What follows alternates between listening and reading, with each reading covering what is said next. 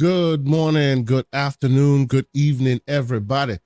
However you happen to be watching and or listening to this, I want to welcome you to the first episode of 2025 from the Gaming Circle podcast. I am your host, Mr. K. Asante, TK Asante, on all the places we communicate, including them blue skies and your Twitter, and your PlayStation, your Xbox. And of course, I am joined this week, last year, the year before that, and hopefully the year after that as well, by my co-host, my brother from another mother, the man who seems to be getting some technical gremlins going on, but we shall see. Mr. Everborn Saga, how are you doing this morning? Well, let's ask the audience, are there some technical gremlins? Because I seem fine on my end. How's my video, everybody? Tried to come back to New Year with video on. Yeah. You can't see it, but that might be you. So this is what's going on, ladies and gentlemen. Yeah, we need you guys to adjudicate this for us. I see him a little body. He sees me fine. I think it might be my problem. But everybody says everyone is looking good. So you know what? It's probably my browser. So it is what it is. Let's keep it moving. Look at you. Look at that. Happens to be your fault. And he tried to blame it on me. Hey. Sometimes it is not a situation that you can control. Maybe it's my browser. Shall I bounce out and bounce back in? Maybe, but maybe I'm using fake frames. You know. Oh, you want to do that kind of thing? Okay, we're gonna talk about that this on this episode as well. Before we begin, I think we should try and resolve these ridiculousness, these issues right off the bat. So while you're on, let me bounce back in, and we'll get it started. And I will talk about the games I'm playing while you go. Okay, so games I am playing currently, I have inadvertently taken the backlog challenge. Shout out to Doc Dark. So I was playing a lot of games at the same time. Like I hopped off of Dragon Age the Veilguard because I couldn't take it anymore.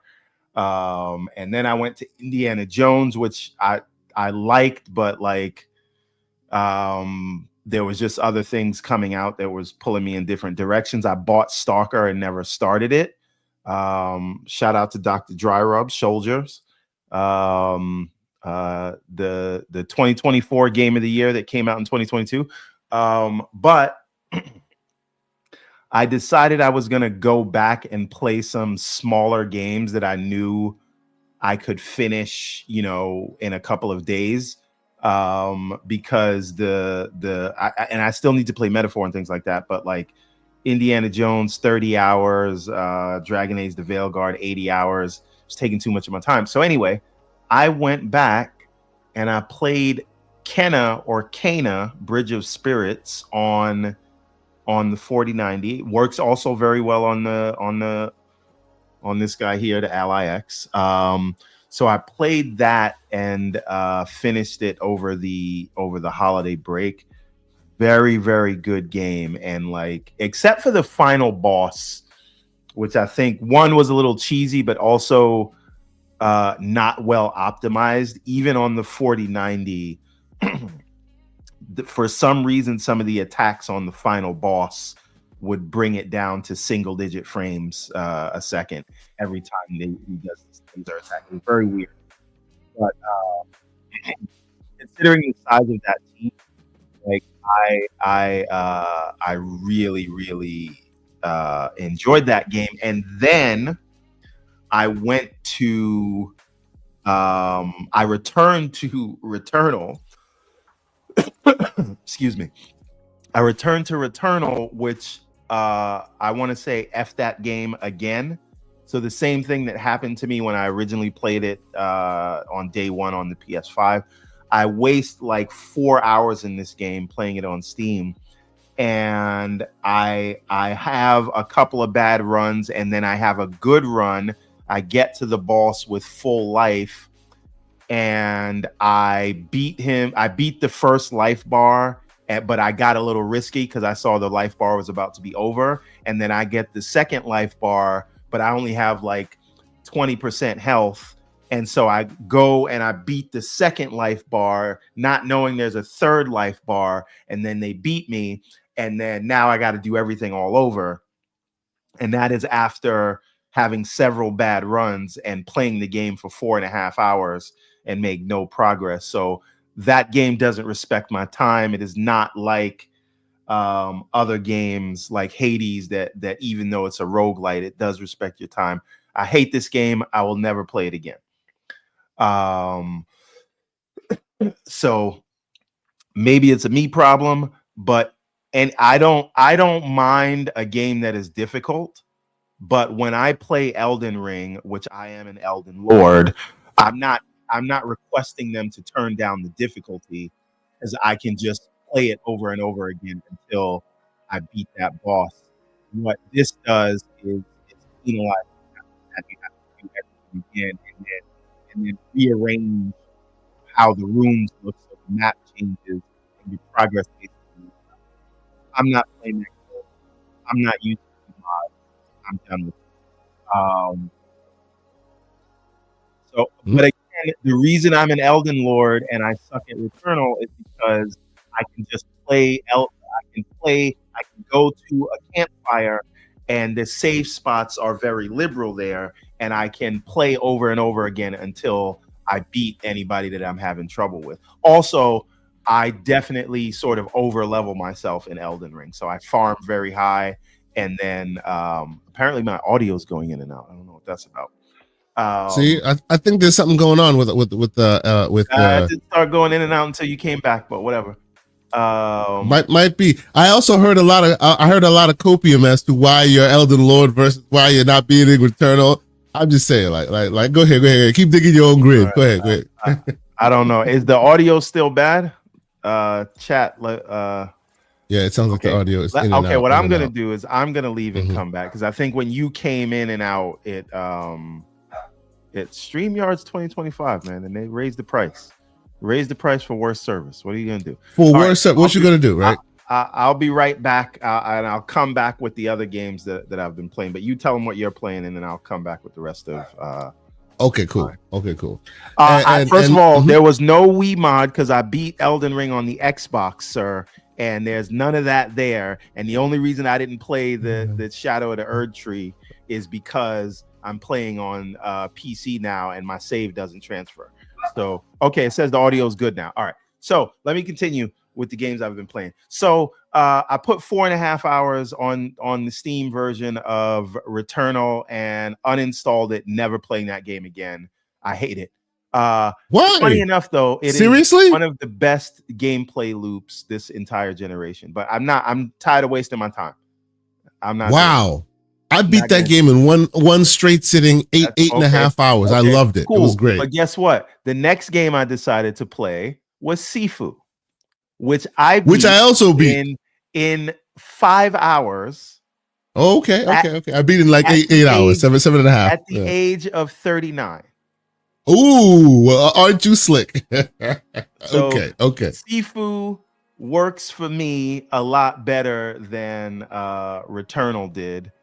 Now I will say not the last boss. The last boss was fine, but the old lady and the girl that throws the knives, the ones where you have to kind of close the distance on them, those were the cheesiest. Like I was angry. I got a lot of years on them. Those guys. So, but will you agree that towards the end that game becomes like Game of Death? It becomes like you're literally watching a Bruce Lee movie. It's really cool. That end of that game. Now, Sifu I did on Steam, and to be fair to Hidden Rogue, I did do Sifu on journalist mode.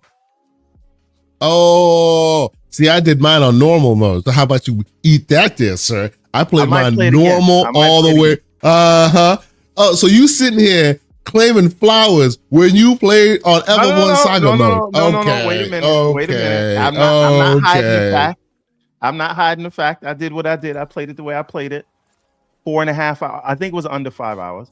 But No, there was no Wii mod involved, sir. And I didn't do any of the modifiers. I just put it on the student mode. So, but again, really enjoy that game, and I 100% agree that this is the evolution of beat 'em ups. This is what Streets of Rage and that element of games like should evolve to. It is so good, now that well you've played this, now you've played it, go watch the secret level episode of this thing, and you'll really be hyped. I will come to that. I did watch the whole secret level, and I finished from season 3, so we can talk about that in a little bit. Nice. Right? Okay. So Sifu, slow clap. You know. Okay. So then I was just again going through games in the backlog. The next thing that I played is a game that I don't think you guys know about. I don't know if you can get it on the screen, but it is a game called Garde. Now, okay. Keep talking. Talk about it. This is if Zorro or the Three Musketeers were a Saturday morning cartoon.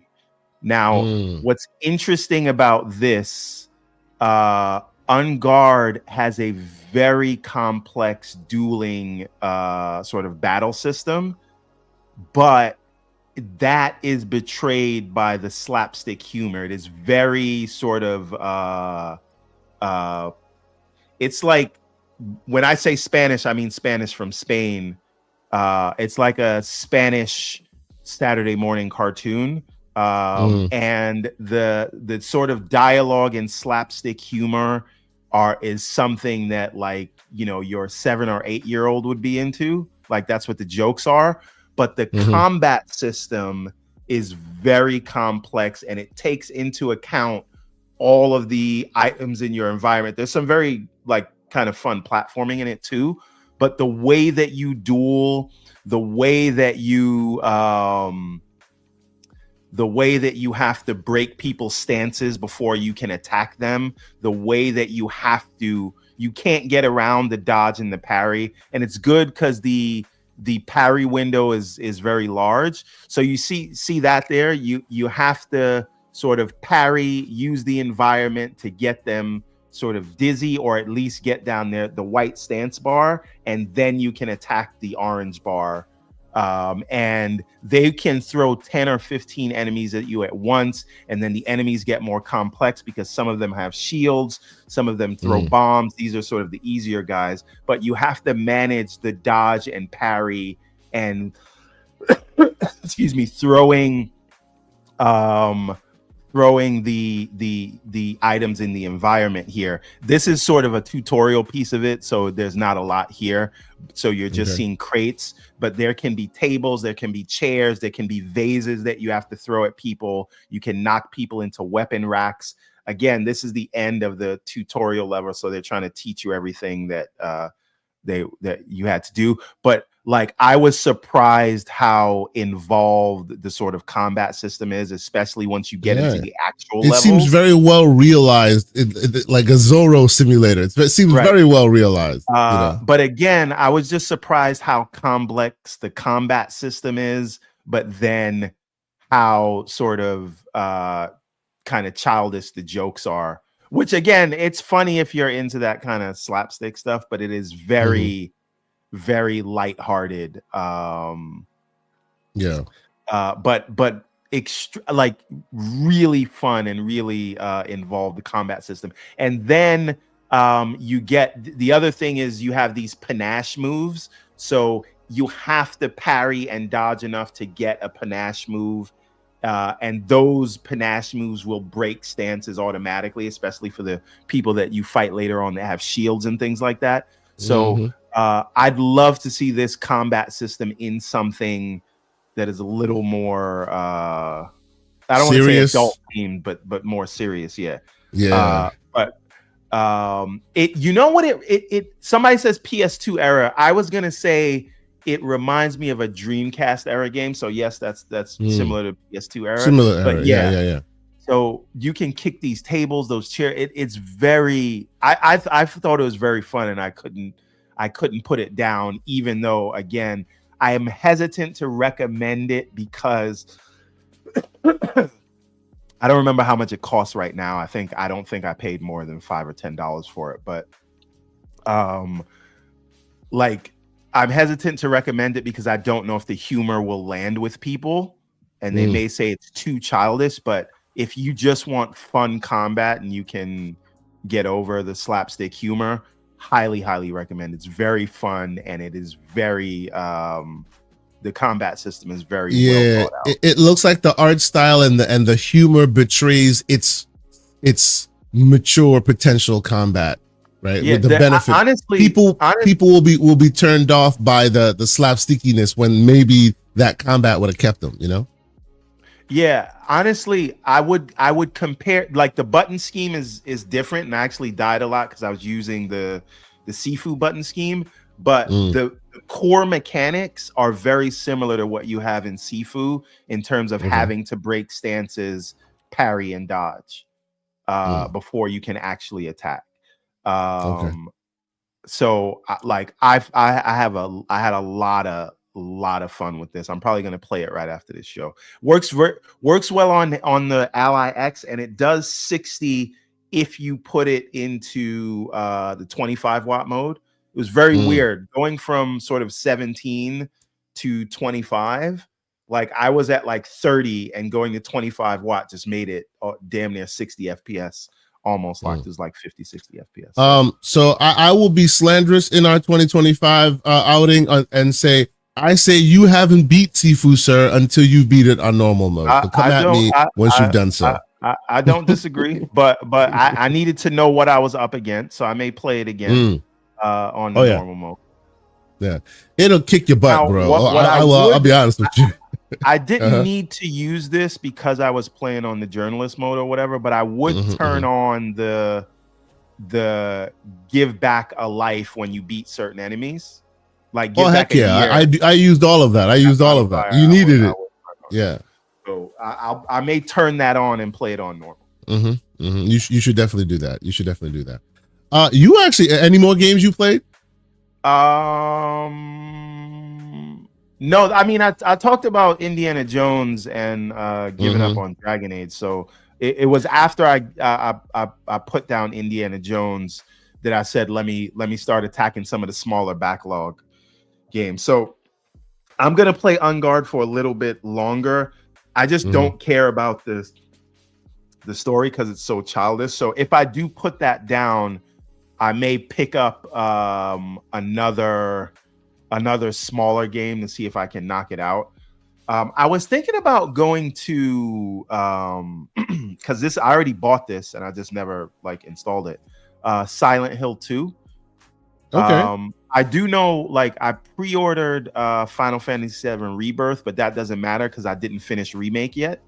So I need to finish Remake before I look at that. And then Spider-Man 2 is coming out, which I only played the opening Sandman fight and put that down because it was just too similar.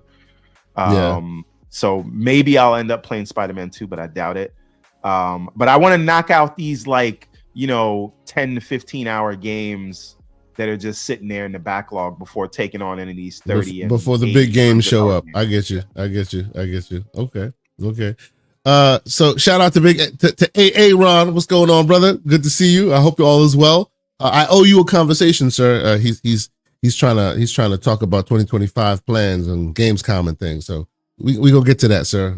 At some point, I'll hit you up in the Discords. Before we continue, let's catch up on a couple of these messages real quick. Well, before you do that, though, I will say I'm going to be 100% honest with the chat. I found that student mode to be quite challenging. I didn't have a lot of trouble, because like I said, I beat it I was less than 40 years old. I was like 38, but it was a little. Especially those yes. But see, don't come talk to me until I see you have conquered this game in the normal. You're not an Elden Lord, so I can still talk. Hey! You talk all that Elden Lord smack. In this game, I am the master. So enough. How old are you? How old are you? 74? I was when I finished, I had to I actually hit 74 and then died a bunch of times. So I had to like wipe it away and do it again. I think when I finished completely, I was in my 40s somewhere. Like completely. Yeah. That's the run. But that was the ultimate run. That game is amazing. Anyway, Adidas 20, who's a member for 8 months. Thank you, brother. He says, I'm here. And we appreciate you for being here in 2024. And he follows it up with a $2 super chat and says, salute. Salute to you, good sir. We appreciate you. We hope that you will stick with us in 2025 because we have some interesting things planned. We appreciate y'all for being here on our first episode. And then 30 below, $10 super chat. He says, asking for a friend, are we bringing the pizza argument into 2025? If so, hashtag deep dish over thin crust. If not, hashtag deep dish for the win. Salute Jets 100%. So I guess that's to you there, Mr. Everborn Saga. Do you want that smoke in 2025? So he means the 4 cheese manicotti. He's not talking about pizza. Get out of here with that. The 4 cheese manicotti. I'm gonna have some Chicago brothers come after you, bro. You gotta calm down with all that smoke. And then, of course, the great Soil Tech, who's been a member for 7 months, he's here and he says, make sure you hit the like button and you subscribe. Sir, I appreciate your recommendation to the public, and I hope they take your recommendation to heart. Please hit that like button if you haven't done so already. Consider subscribing if you are new to the channel. We do this most Saturdays. I say most Saturdays because next Saturday, unfortunately, we will not be able to do this. Housekeeping note right off the top. Why? Because I will be on a work conference that week. So unfortunately, I'll be actually flying back home. So at that time, I'll be mid-flight. So unfortunately, we will not be able to have a show. But after that, the show will return, and there will be some other housekeeping notes. Mr. Everborn Saga, do you want to talk about? Yes, yeah. I will be. Everborn will be at the Garden State Winter Comic Convention.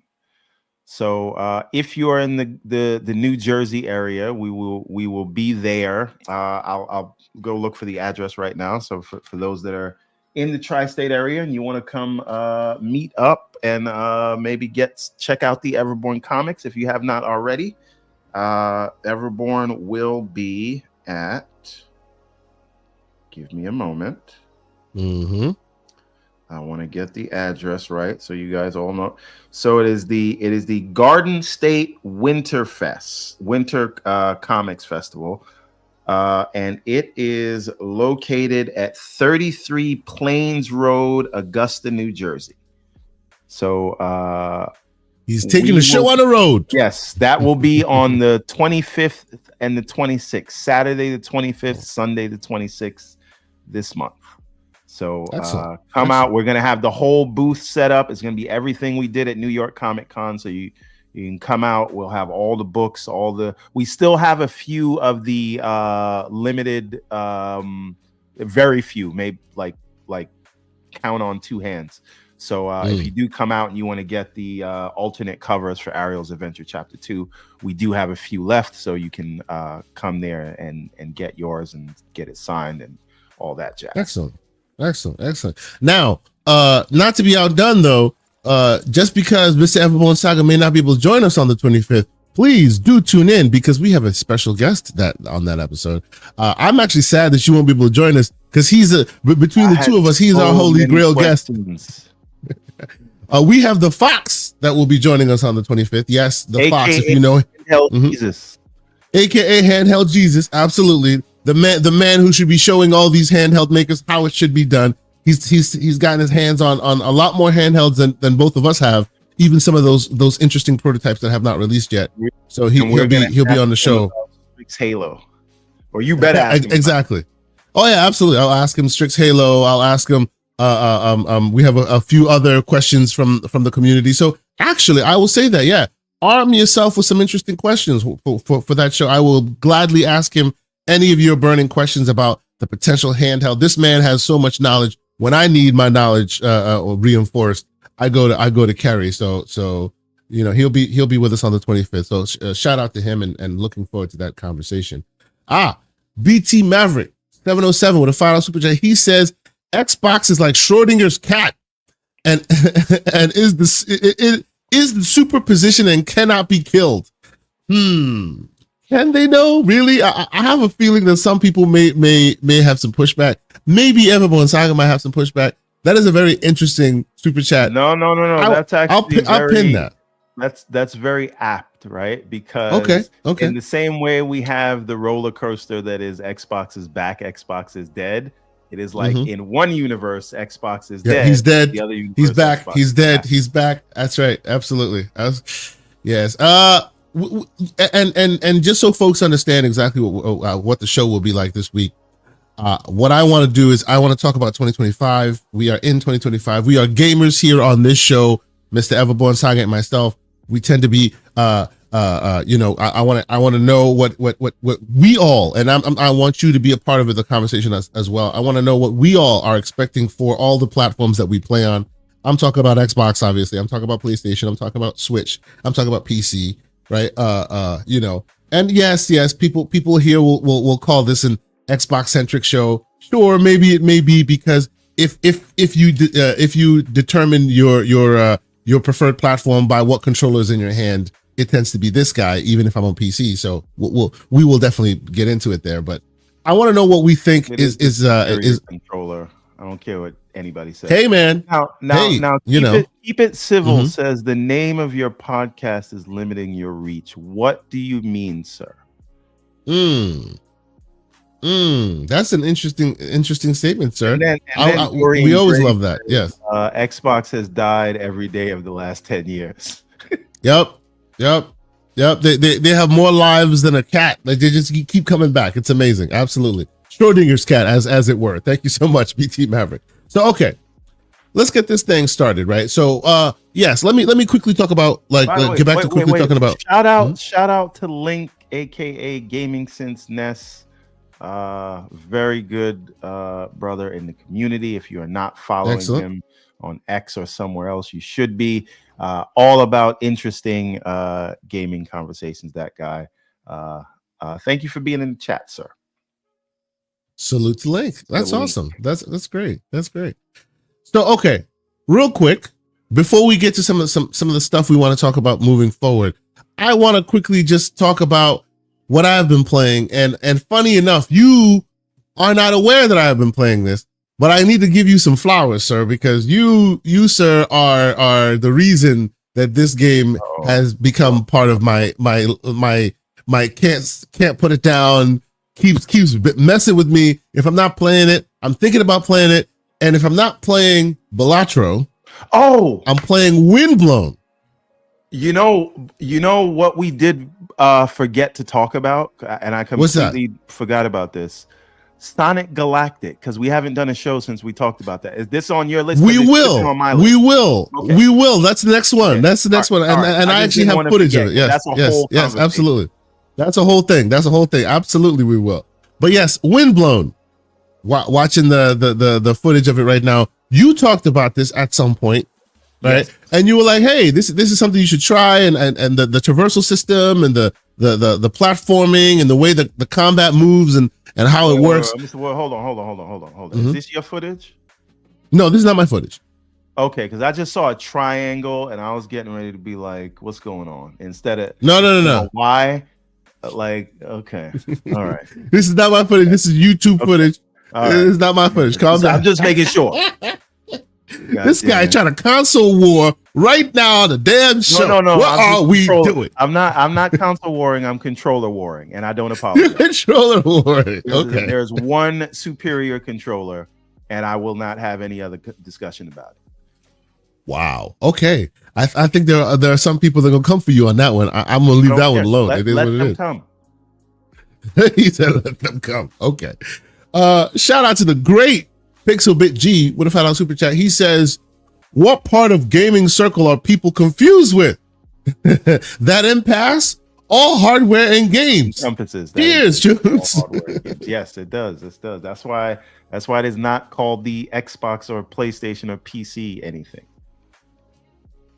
Right? And we we will broaden. We sometimes have broader conversations that go beyond gaming. Actually, if you are in the GCP Discord, you will know that, man, oh man, do we go beyond gaming conversations. Shout out to the cheap plugs here. Join the Discord. Okay. It's in the chat. Okay, I understand what he's saying. What's he saying?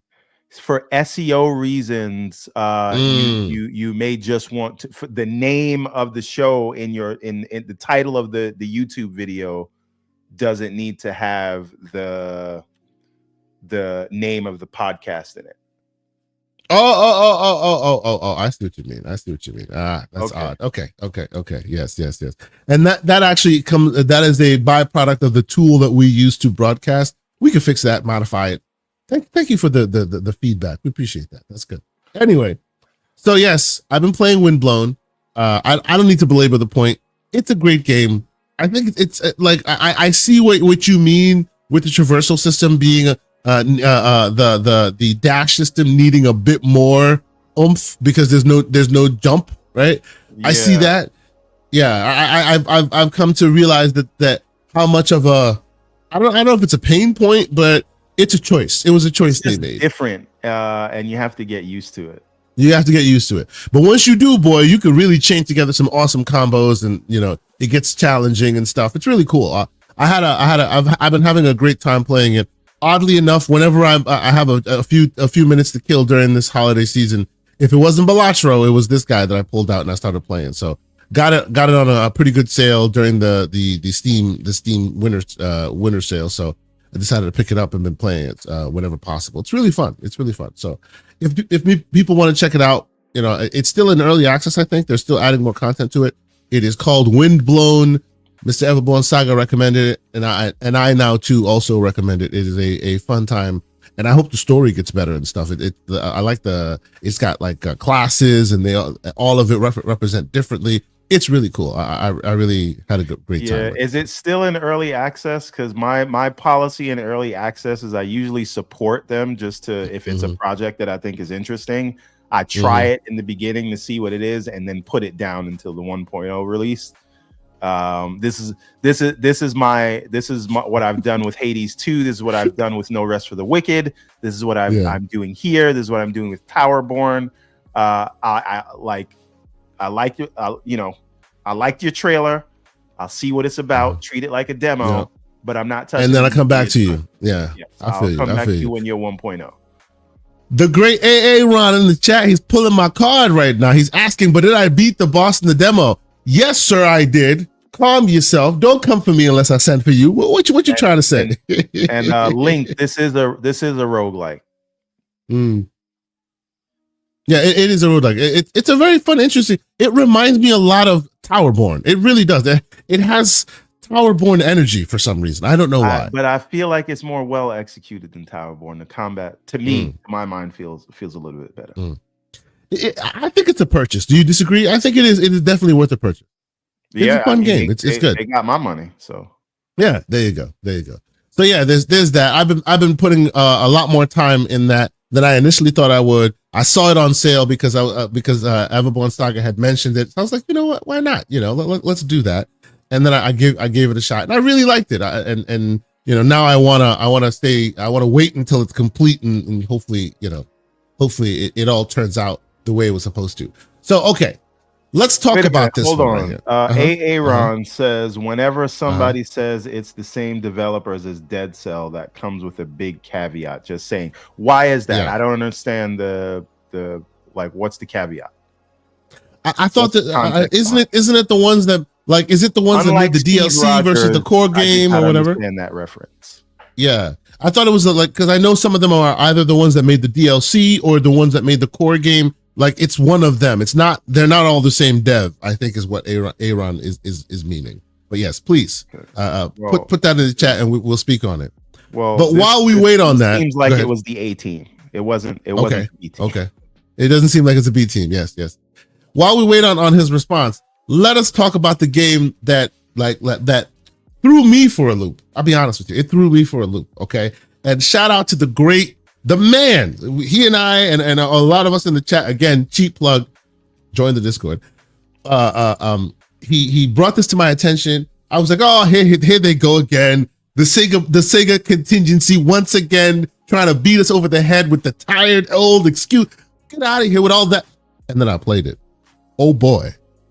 I beat it like 3 times. I played it again and again.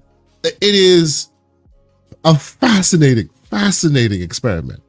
And what am I talking about? I am talking about the game that is it's a fan-made game called Sonic Galactic. Why is it showing Star Fox? Oh, that was the channel. Yeah, that was the channel. Yeah. Sonic Galactic is what the game is called. And basically, this is a fan-made project a la Sonic Mania. No relationship with Sega whatsoever. Right. And I would say it's one of the most complete, most well packaged fan-made projects I have ever played. What do you think, everyone? I 100% agree. And so you brought up Sonic Mania, which is something that got which is also another Sonic Sega, yeah, right? Yes.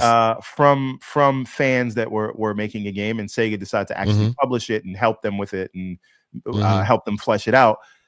So where Sonic Mania was more something that was in the vein of a Sega Genesis, sort of Sonic 2 and 3, Sonic and Knuckles. This is more along the lines of the Sega Saturn Sonic games. Yes. And so yes, they actually even make mention of them wanting that Sega Saturn aesthetic as their North Star when they were building it. Yeah. And so one thing that will stand out in this game is the animations. Like I beat it as well. I didn't beat it 3 times. I only played with Sonic, so I beat it with Sonic. They're calling it a demo, but it really is a very full-featured game. Except that it only has like 3 worlds. Each world has 2 acts, but the levels are huge. Yes, they are. Oh, hold on. Real quick pause before. I don't want to lose the thread on the last conversation we had. So before we continue here, let me pause this and let me quickly point out Aaron's comment here. He says, long story short, the original team for Dead Cells, that is, the Evil Empire devs, the ones responsible for pretty much the most of the content for Dead Cells, have been dissolved. But then part of that team left the original team that wasn't as vital to the development team, and then cut ties with Evil Empire, who was most allotted for making the majority of Dead Cell content, right? So it's kind of sort of like what happened with the team that did what's the name of that amazing no talking silent little kid black and white Limbo, like that, the team from Limbo, right? Which also kind of dissolved after they made a few brilliant titles, and then the technology team made a game, and then the other team made Cocoon, right? Like they kind of split and they're all doing their own thing at this point. But yes, it's not as easy as all that. So they're not the original team. There are some people within the team that definitely had their hands on that original Dead Cells project. So shout out to you for the background details. Yeah. And I think Pixel had a super chat that shout out to Mr. Gas Septic Sauce. And make sure you guys go to his show after we're done here. Absolutely. What was I going to say? Yes, Pixelbit G had Pixelbit G, $5 super chat. He says, ever born in the backlog bandits. He sees the game in beta and says, I like shit, I want shit. That's good. I like that. And then I'm going to put you down until you're ready to go. But okay now. All right. So now, but yes, continue. Yes. So you can get this right now. It is totally free, but it is a fan-made game, not for sale. So you will have to go Google it, download it from the GitHub project. It'll just download. You just start the executable and it'll play. You can and for the record, this is very people who hear this, they'll think tweaking and twerking. This is very basic. You download the file, it comes in a zip, you unzip it, you double click the executable, it's playing. No installing, nothing. It's just there. You hit play, it's playing. Controller, if your controller is already connected, it detects it, you're already playing. No need to configure a dang thing. It's great. and it's also very well. I mean, it's a 2D platformer, so Yes, obviously yes. well optimized. You but put very this thing well on like nothing TDP, and this thing is still running 60 plus and, frames. and So you there can go. run it on your Steam Deck as well. You don't need Windows for this or anything like that. Mm-hmm, I mm-hmm. played the entire thing on the Ally X. I played the entire thing on the Steam Deck. And it took me like 3.5 hours to beat it. Because again, it's a demo with 3 worlds, so it takes about and there's 2 acts to each world, but each act takes about a half hour. Let me skip past the demo stuff so people can see the game proper. Here we go. Yeah. So basically, the levels are so huge they take like a half hour to beat, right? Like it is. And again, another really fun thing about this is if you look at the credits in the end, you'll see there are about 5 programmers, but then when they get to the artist and animation section, there are like 50 people that worked on this thing. The animations are really, really well done. I cannot recommend this enough, just in terms of the feel and the sort of momentum and level design of this thing. So in the same way that a lot of people say that Sonic Superstars, which is the one that had the sort of updated graphics, the one that was on Apple stuff, Apple. No, that's Dream Team. That's different. Oh no, that was Dream Team. That was Dream Team. Yeah, you're right. Dream Team is, if you have an iPhone, I highly recommend that. But and it like with a controller. But Sonic Superstars is the ones that came out on consoles and PC or whatever. It was with the updated graphics, but it did not really have the feel of a Sonic game in terms of the momentum and level design. A lot of people said that it felt a little bit uninspired. This is not that. This feel like this not only captures the memory of the classic, like the classic sort of Genesis, Saturn, Sonic games, but the animations are really, really well done and full fleshed out, and they even added new abilities to Sonic. Like if no one told you this is a fan game, you would not know. And I would go as far as to say, I think if this is the 2D Sonic game that was released instead of Superstars, I think this would have sold better. This is just, it's everything you remember about Sonic, but like kind of taken forward. So like now I didn't see, this is the thing, I didn't get this you never saw this one level. No. Yeah, I got this. You got the 3D one. Yes, I got this one multiple times. Yeah. So and I also got the 3D one a few times. Yes. This is why I was like, hey, they're doing some interesting things. That's why I was telling you, like, these guys are doing some interesting things with this thing. Like it's pretty cool, you know. So I mean, like they're really shooting their shot here with all of this, you know. Now I hope that Sega sees this and does what they did with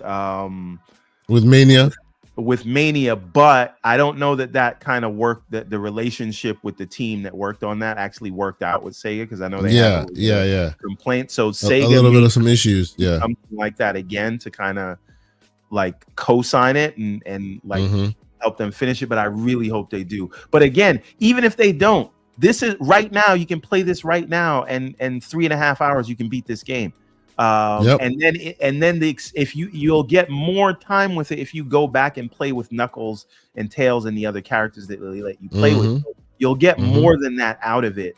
It is really a full experience. I cannot recommend this enough. Like the gameplay, the bosses.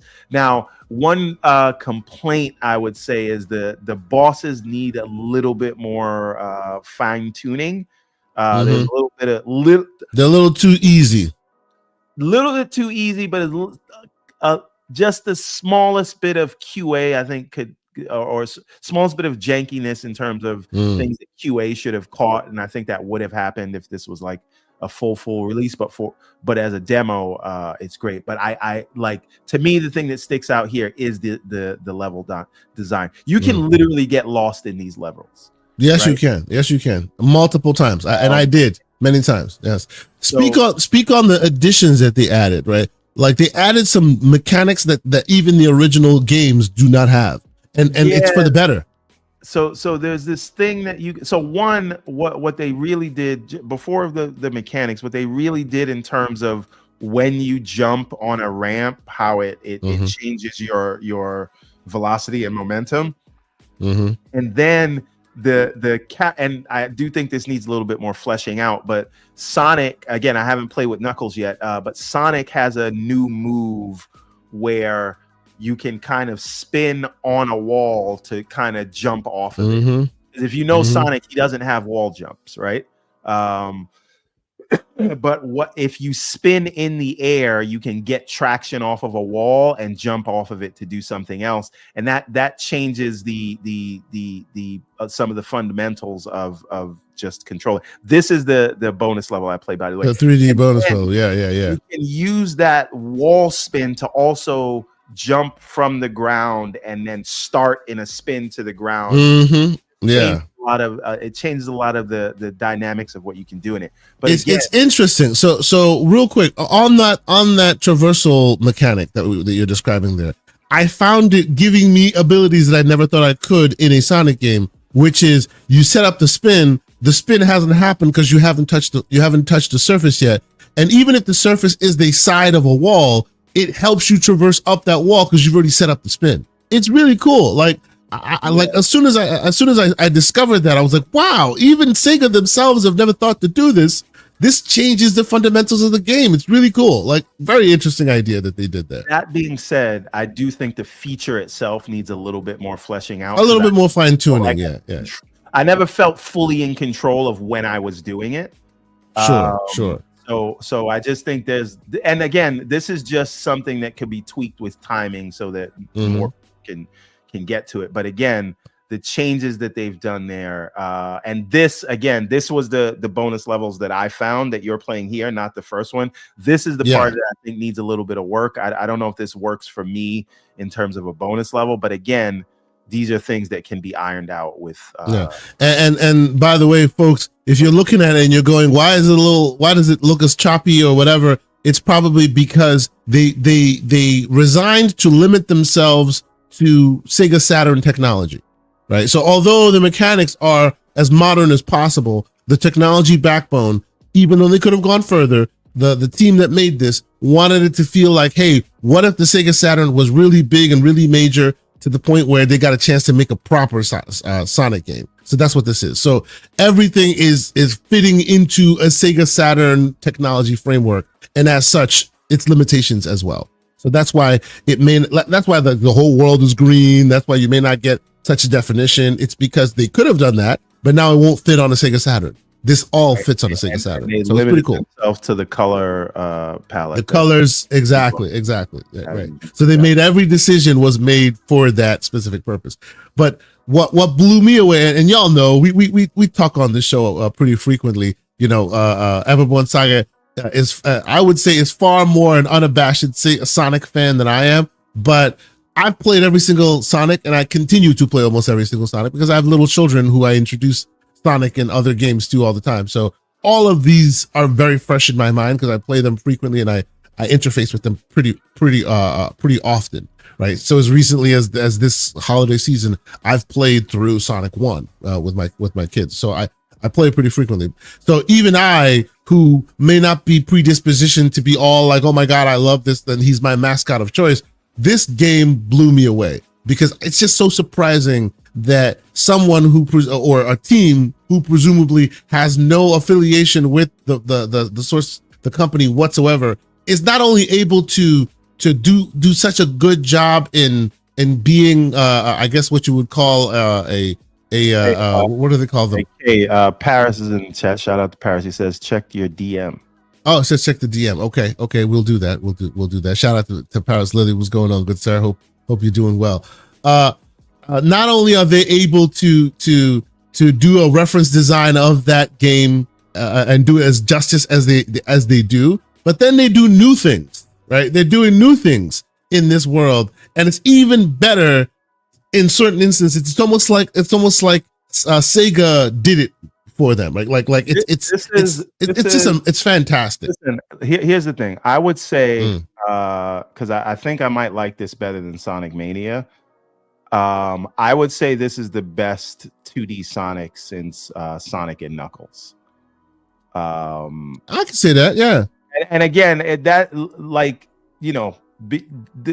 reason I say it is because I feel like there's advancements here in a way that aren't in, like, Sonic Mania is more of a love letter to what was there, but it didn't change any formulas. To me, with the level design of this and the new sort of mechanics that they added here, to me, this is basically spiritually Sonic 4 instead of the actual terrible Sonic 4. The terrible Sonic 4 here. Slightly, I'm going to put this above Mania because I would say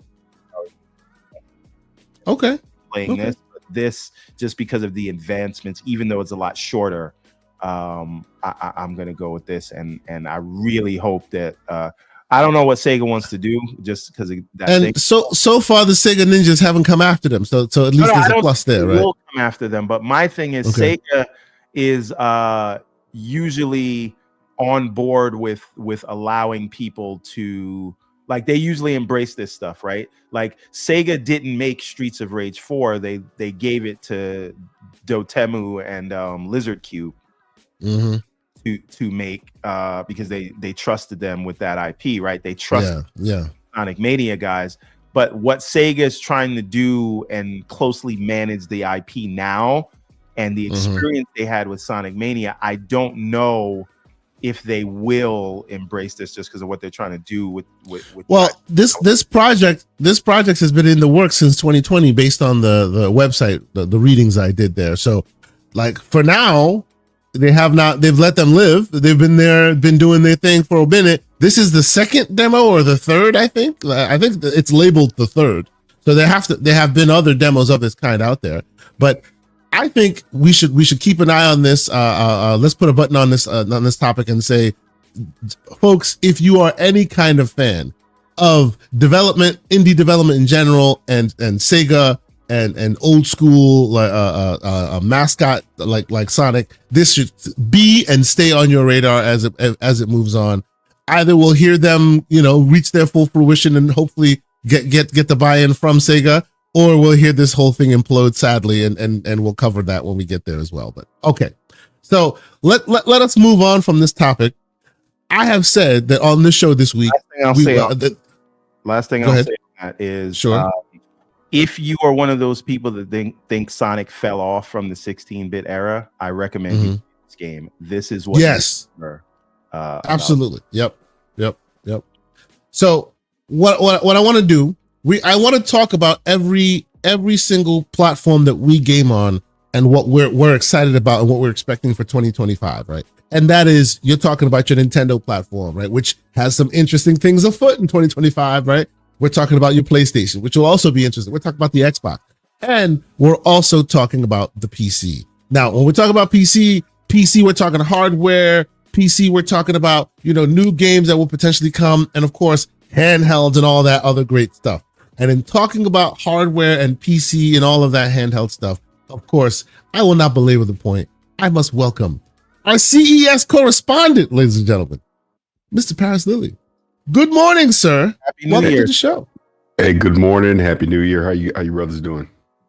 We're great, man. Great to have you on, bro. Thank you for being here and lending your voice. You got the green light. You were elevated to CES, so you got a chance to see some interesting things. We appreciate you for being here. Tell us what you got. You got a chance to get your hands on, man. Yeah. First and foremost, again, appreciate you having me up. I will definitely try to not take up too much of your time here and turn this into a 20-hour podcast. Talk on it. Let's go. Unfortunately, I'm here to break news. Let's go. Not really. I mean, unfortunately, I wasn't at CES as long as I wanted to be because just the fires in LA. I just cut my trip short and came back home. I mean, everybody in my family's safe. We're all good, but obviously I know a lot of people that are affected by this, and it's not been great. But while I was at CES, I did get to go to Lenovo, and I got to check out the new handhelds that are coming from Lenovo. Nice. and Okay. I got hands on with that Steam OS version of the Go. It was the Go S, I believe. And I'm gonna tell you right now, and I'd already been tinkering around with Bazite. I'd put it on my old Rogue Ally. Yeah, saw your tweets about that. Yep. I'm a believer. This is why Jason Ronald was there, and unfortunately, I didn't get a chance to meet up with him after because again, I had to leave early. But he was a part of that panel at Lenovo and just talked about what Xbox is potentially doing. I really wish they released the video of that panel. I've been waiting to watch that video. I cannot find it anywhere. Were you able to sit in on that panel? No, I was not. Unfortunately, I had another appointment that I was at because I was like at Nvidia and I went to MSI and Gigabyte and some other places as well. But I went to the Lenovo suite afterwards and I got hands on with everything that they were presenting there. So that's how I got to see the handhelds. But like that Go S, I mean, it's funny because I got to try the Windows version and the Steam OS version of the same exact handheld. The Steam OS version is just vastly superior. It's just, they got to refine Windows. I mean, that's just ultimately what it comes down to. That's why Jason Ronald was saying what he was saying there, that they're essentially making an Xbox OS.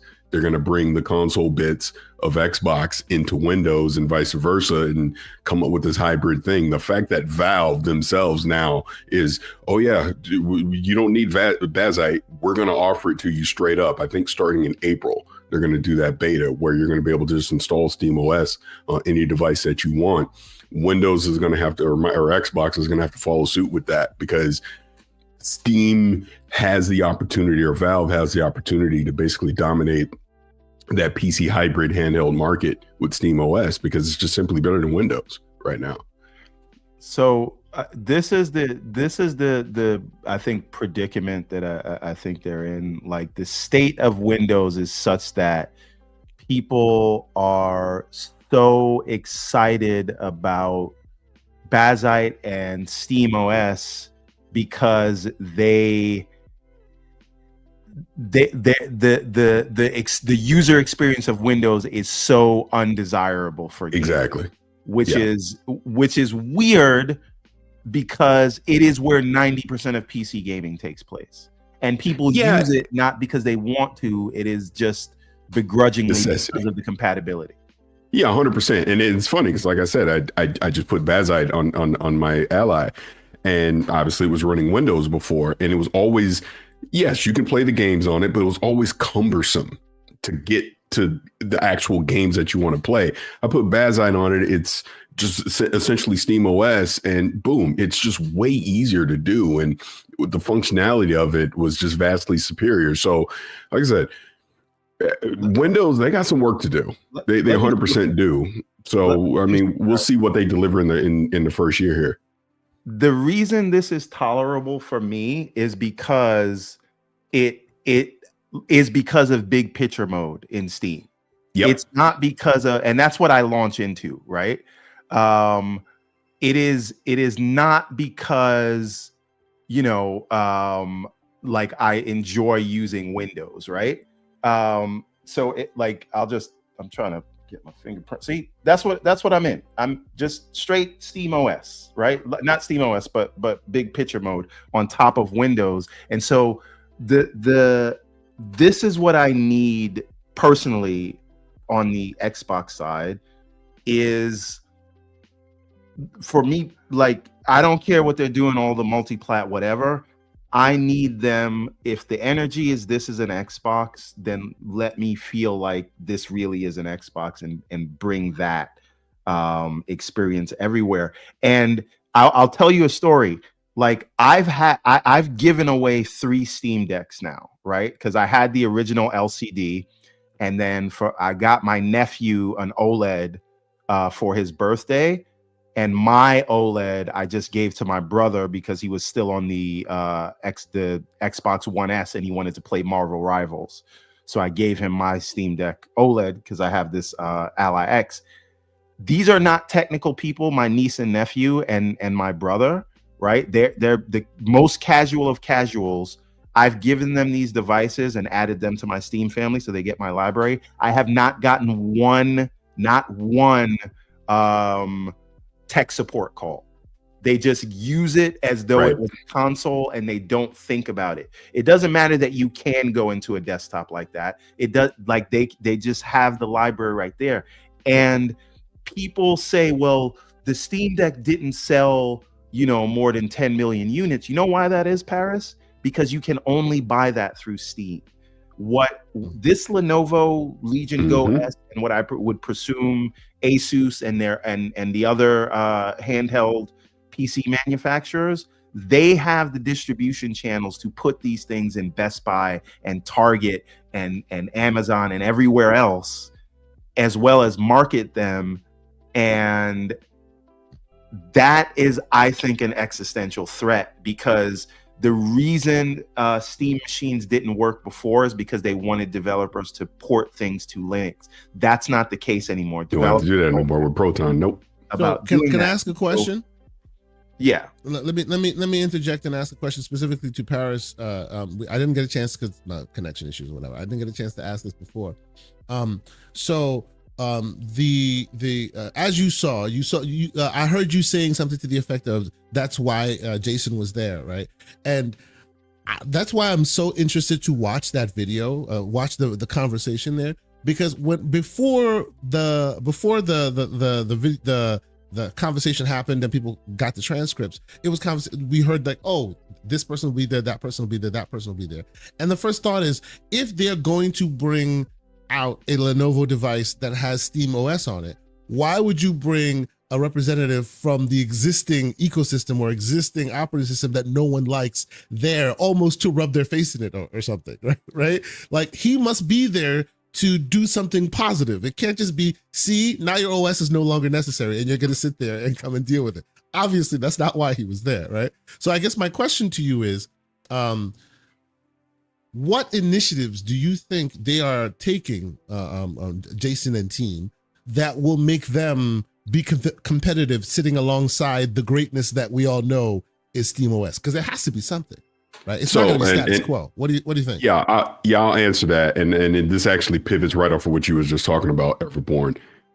They clearly, it's pretty clear this is an Xbox where we're going with the next consoles, the handheld, all that stuff. Microsoft/Xbox, their hardware is just going to be a reference model moving forward. They're going to have third-party vendors that make hardware now. This is because, like, even with Valve was pretty clear that the only reason they're starting with Lenovo, they're just the first ones. They're not going to be the only ones. You're going to see MSI variants, Asus variants, Samsung, who the hell knows? You're going to see other devices running SteamOS. They're also going to allow us, the consumer, to take SteamOS and put it on anything that we want that'll be compatible with it, right? Awesome. Yeah. If you go by what Jason was saying, they're now going to do something similar with Xbox, where you're going to have an Xbox console that Microsoft makes. You're going to have eventually a handheld that Microsoft makes, but you're going to have a Lenovo version of it, an MSI version of it on down the line, right? And maybe even potentially we can have our own custom devices that we install it on as well. They have to cultivate that UI to make it, just like you were talking about, Everborn. I just turn it on and it's just user friendly. I don't have to tinker with a desktop. I don't install nothing. I can just play the games if I want. If I want to go into desktop mode and put the Steam on it or Epic Store or whatever the case, third party thing, I can do that. But there is an Xbox experience that I can boot right into and play my Xbox games on immediately. I have access to the Xbox digital store, Game Pass, all that stuff. That's where they're headed. And they have to. It sounds like year one is let's start building that out. It's not going to be 100% ready, complete yet.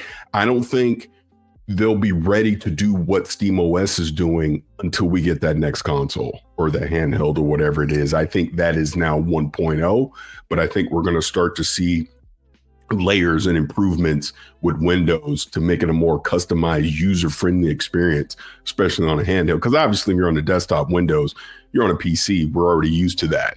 But they got to get that handheld where it's just, I just turn it on and I'm just playing Xbox games and I have the Xbox experience. They're ready to go, whether I'm on official Microsoft hardware or I'm on third-party vendor hardware.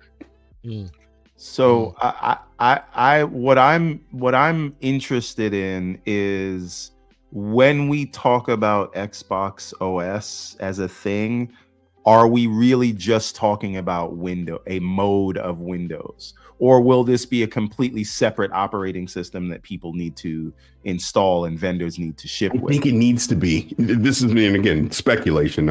That's why I wish I could have talked to Jason, but I think it has to be something separate. I don't think it can just be we're putting a layer on top of Windows 11, and I still got to deal with all the bloat and the issues and the driver installs and this system update that Windows typically has, because we're right back to where we started in that case.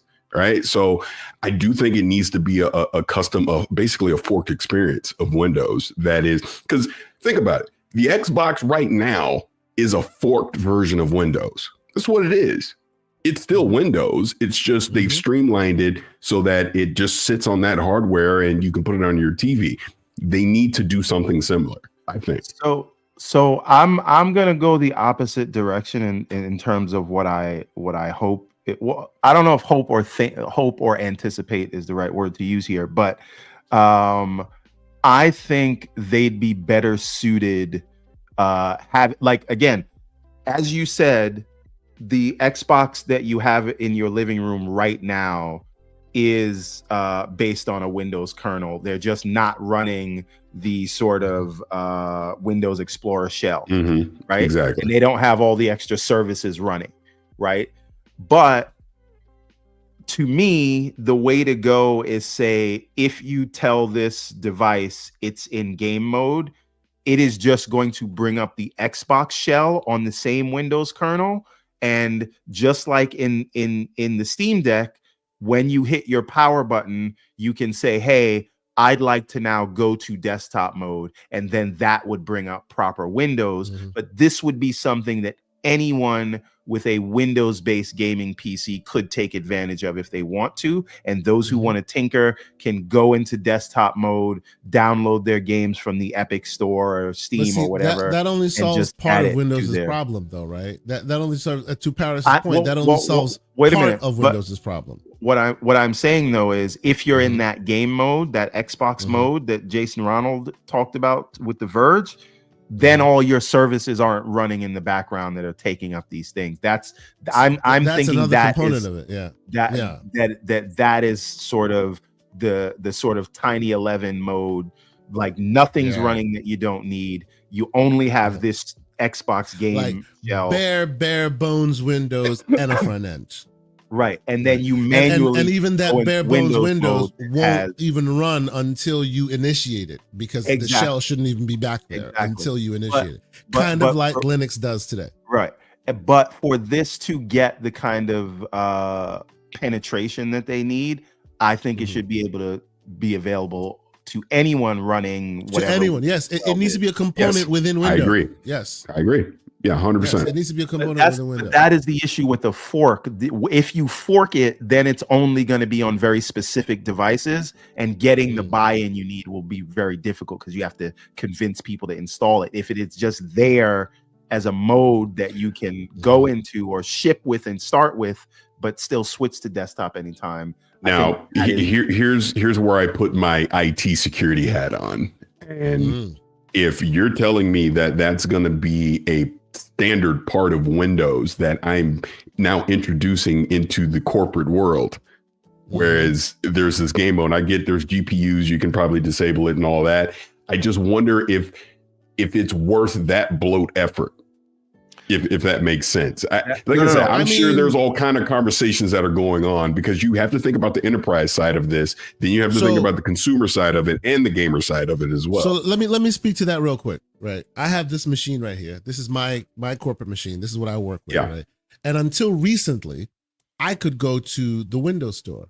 Until recently, I could still Control G and then screen record even with my corporate device, because it took a while for the corporate IT folks to really learn how to lock that down.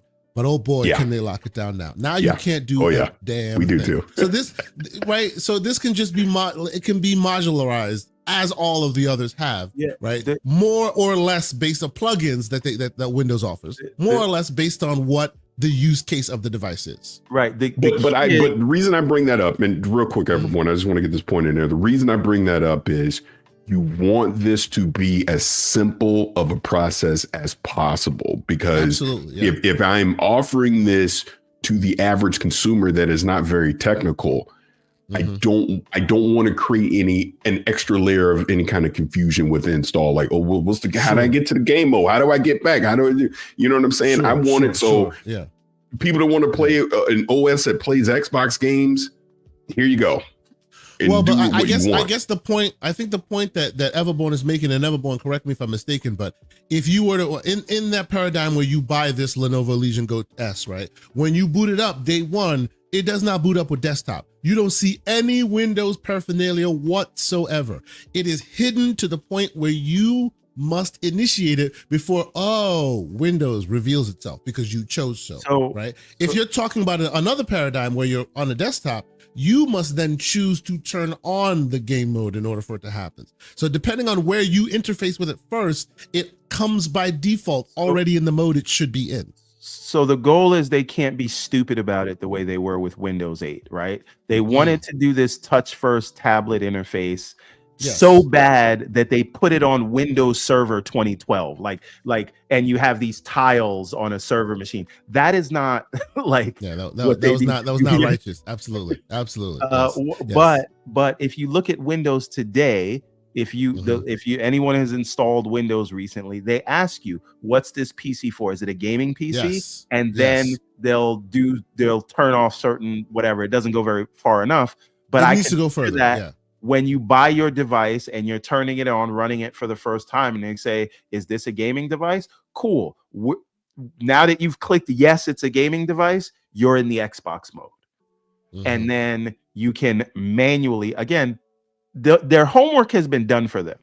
Exactly what SteamOS is doing, like as Captain Chat says, exactly what SteamOS is doing is what they can do, and it gives the user the choice. So if you're enterprise, you don't give a flying 747 about this game mode, but as someone who's maybe using this as a gaming PC that's connected to my TV, I don't care about the desktop mode. I just want the Xbox mode. So they have to be smart about it, but the key is they need to move fast, because the sentiment right now, and I'll tell you this, and Paris and Kay, I know you guys remember this, I'm getting Chromebook vibes right now. So when the entire education system was like, yeah, we're going with Chromebooks, they're cheaper and they're less cumbersome than Windows, and all the schools were just giving handing out Chromebooks like candy at Halloween. And their manufacturers, more importantly, were shipping devices that were running Chrome as opposed to running Windows, and they were forced to address that. And I think that is the space that they're in now, because your compatibility is no longer going to allow you to coast because of Proton.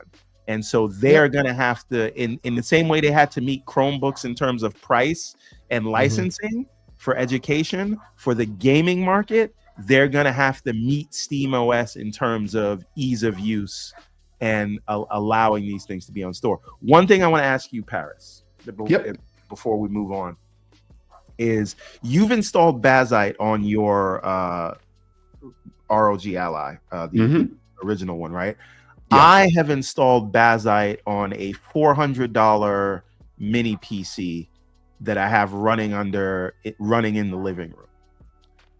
And it works surprisingly well as a console, right? And I use my Xbox wireless adapter, and I got a CEC adapter, so it turns on the TV and switches to the input when I press the Xbox button, and I'm just running SteamOS on that big thing. And I think that the future of SteamOS isn't going to be limited to handhelds. No. I do think it is gonna we're gonna be in a different paradigm where people can just walk in a store, buy a mini PC that is like, if we can start talking about the chips and stuff, but I guess we'll do that when the Fox comes here on the 25th.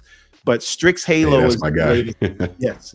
Strix Halo is the latest chipset from AMD, and this thing has 40 CUs, which is more CUs than the PS5 and a little bit less than the Xbox Series S. Don't look for that thing inside a handheld anytime soon. That right, thing is a monster. But in a mini PC that can go under your TV, you could absolutely see that. Yeah, perfect. So what kind of world will we be in where people could have a console OS running on whatever hardware they feel like that they can just put in the living room? What does that do to the entire market?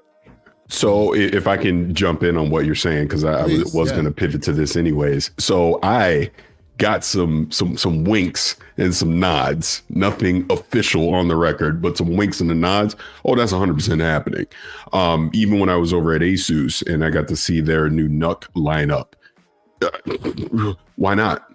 I mean, that was the question I may or may not have been asking some reps when I was there. I was like, you could just turn this into a gaming console, could you? And they're like, maybe you could, because that's just where, especially what AMD is doing right now with a lot of their socks, just makes sense. I mean, sure, you're not going to get high-end PC graphics, but just as a basic gaming machine, totally would work. And I got a question for you, Everborn, because like you said, you put Bazite on a mini PC. You mentioned the Xbox adapter, so that does work on Linux? Absolutely. No, okay. Plug and play, no drivers to do anything. Plug it in, it works. Perfect. So because I have a PC that I'm not using. I just got to go buy a AMD GPU for it. I think I'm going to do the same thing just to mess around. One other thing I'll recommend, you don't have to do this, right? But the PCs don't typically come with the CEC functionality built in. They think that they're connected to monitors, but if you want to connect it to a TV, the Xbox wireless adapter will wake up your device when you turn on the controller.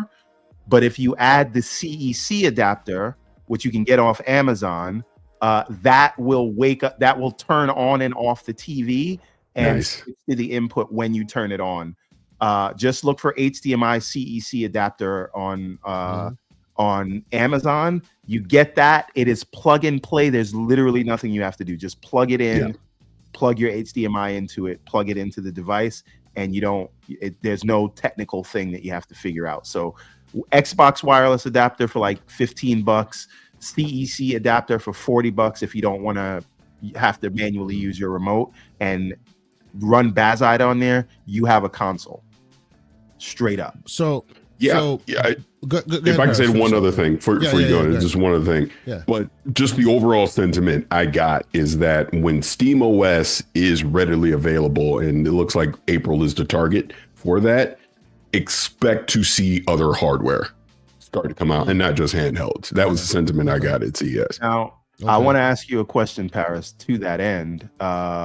With Jason Ronald being, and shout out to Jason Ronald, but with him being there to remind everyone that Windows is not dead yet.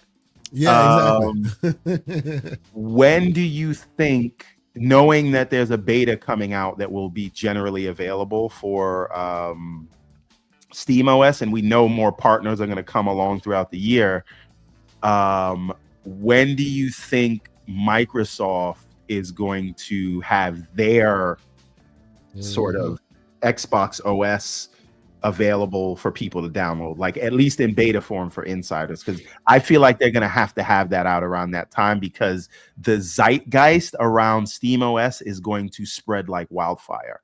And if they don't at least have a beta or something visual that they can show people to say this is coming, or you can install this in early access, whatever. Now, like, when do you think we get that?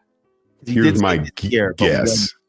Yeah, my guess is so that a consumer could get hands on it in a beta format. I wouldn't hold my breath until 2026 on that. Do I think we start to see iterations of it? Brother, I'm just my guess.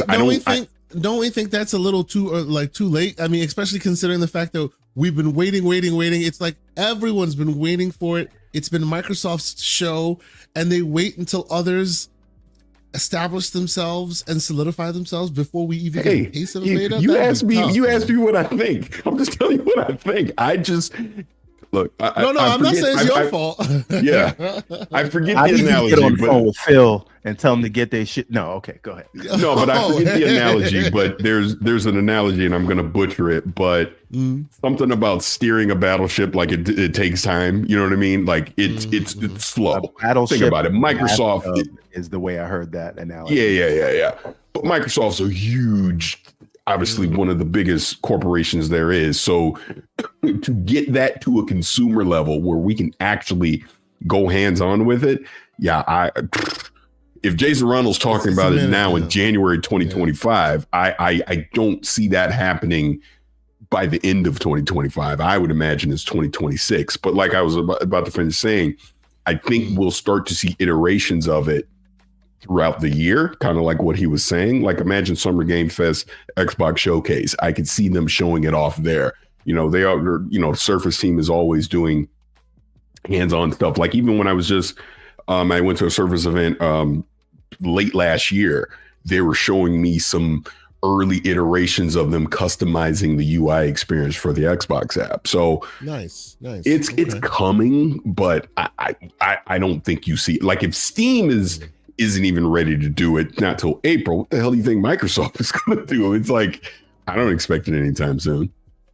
I think that's why they're talking about it. Matter of fact, if I can say this year, like as far as an announcements wise, here's the next time I think you see something. Actually, now that I think about it, GDC. GDC. True, you'll probably see something there. Yeah, I mean, I would hope that like there'd be something available for insiders this year, but I could totally see them saying, hey, we're going to show you mood boards and do like demos of what this will look like, but it won't be in the hands of people until 2026. I was hoping it would be available for insiders this year before a general release in 2026. At least, oh, trust me, I hope I'm wrong. Hands. While Steam is out there to let them know, because here's the honest reality, right? Valve needs Windows at the moment, right? I know Steam OS is a thing, but 90+% of all their users use Steam via Windows.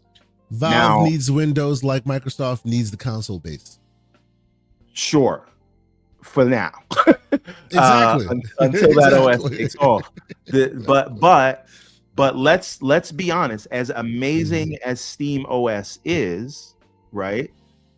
You have to make some sacrifices when you choose that, right? In terms of compatibility. You can forget about mods, a lot of them, not all of them, but you can forget about a lot of mods. You can forget about Call of Duty, Fortnite, a lot of multiplayer stuff that's using sort of de novo and all these anti-cheat things.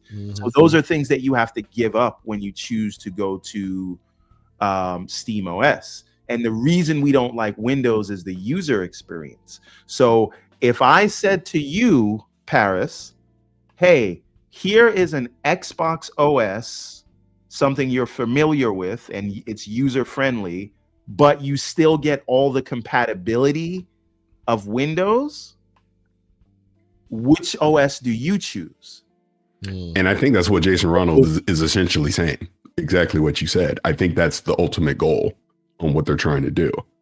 Yeah. So, but they got to move with some purpose. They got to do it. I feel like they're letting some competitors establish some ground a little too comfortable right now. You know. But I'll say again, I think the end game for this is have it ready for the next generation, for the next console and the handheld. That's the end game, and those, despite rumors we're seeing, it's probably still a few years away.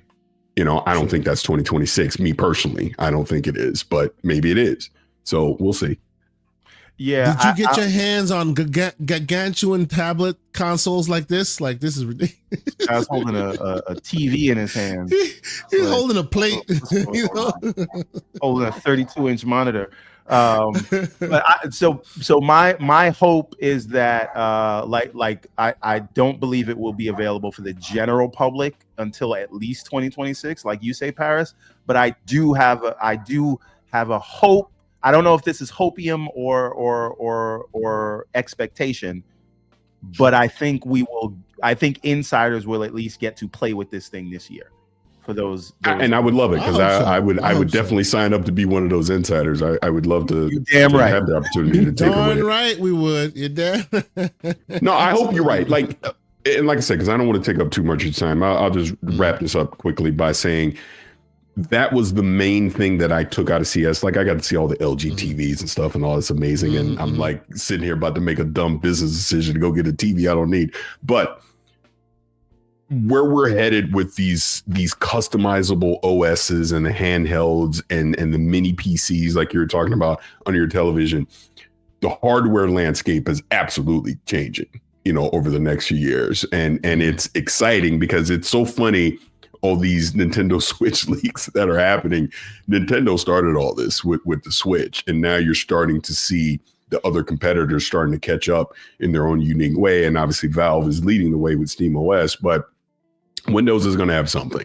I don't think it'll be as quick as we all would want it to be, but they're going to have something. It never is. And I just love the flexibility of where we're headed, where we can take these high-end games with us wherever we want. And then you can also have the living room experience with them at the same time. And then you see what Xbox is clearly doing with trying to create that experience across all platforms so that no matter where you're playing, it's all the same. I think, again, that's the end game on where they're trying to go. But I'll say this one last thing before I get out of here. Oh, go ahead. Well, don't even, before you get out of here, I understand you want to finish up you beyond the actual Xbox handheld and the Steam OS stuff. There were a lot of things that happened in the world because we're talking about all the various established platforms, and obviously we're still in PC land right now. 5090 talk happened. You saw that, all the various things. Oh, yes, I did. I know you a PC gamer like me. What was your most exciting thing for you? Are you getting a 5090, sir? Are you team fake frames? So that's I was headed right into that. So I had a meeting with Nvidia while I was there. So I got to demo a lot of different stuff. And yeah, I got to see the suite of 5000 series cards. Believe it or not, the most exciting thing, and this is from a creator standpoint, the most exciting thing that I saw was they gave a side-by-side demo of a 4090 and a 5090 with video editing using DaVinci. When I tell you it was twice as fast. I mean, it was the same exact video. He was showing it on the 4090, showing it on the 5090, side by side.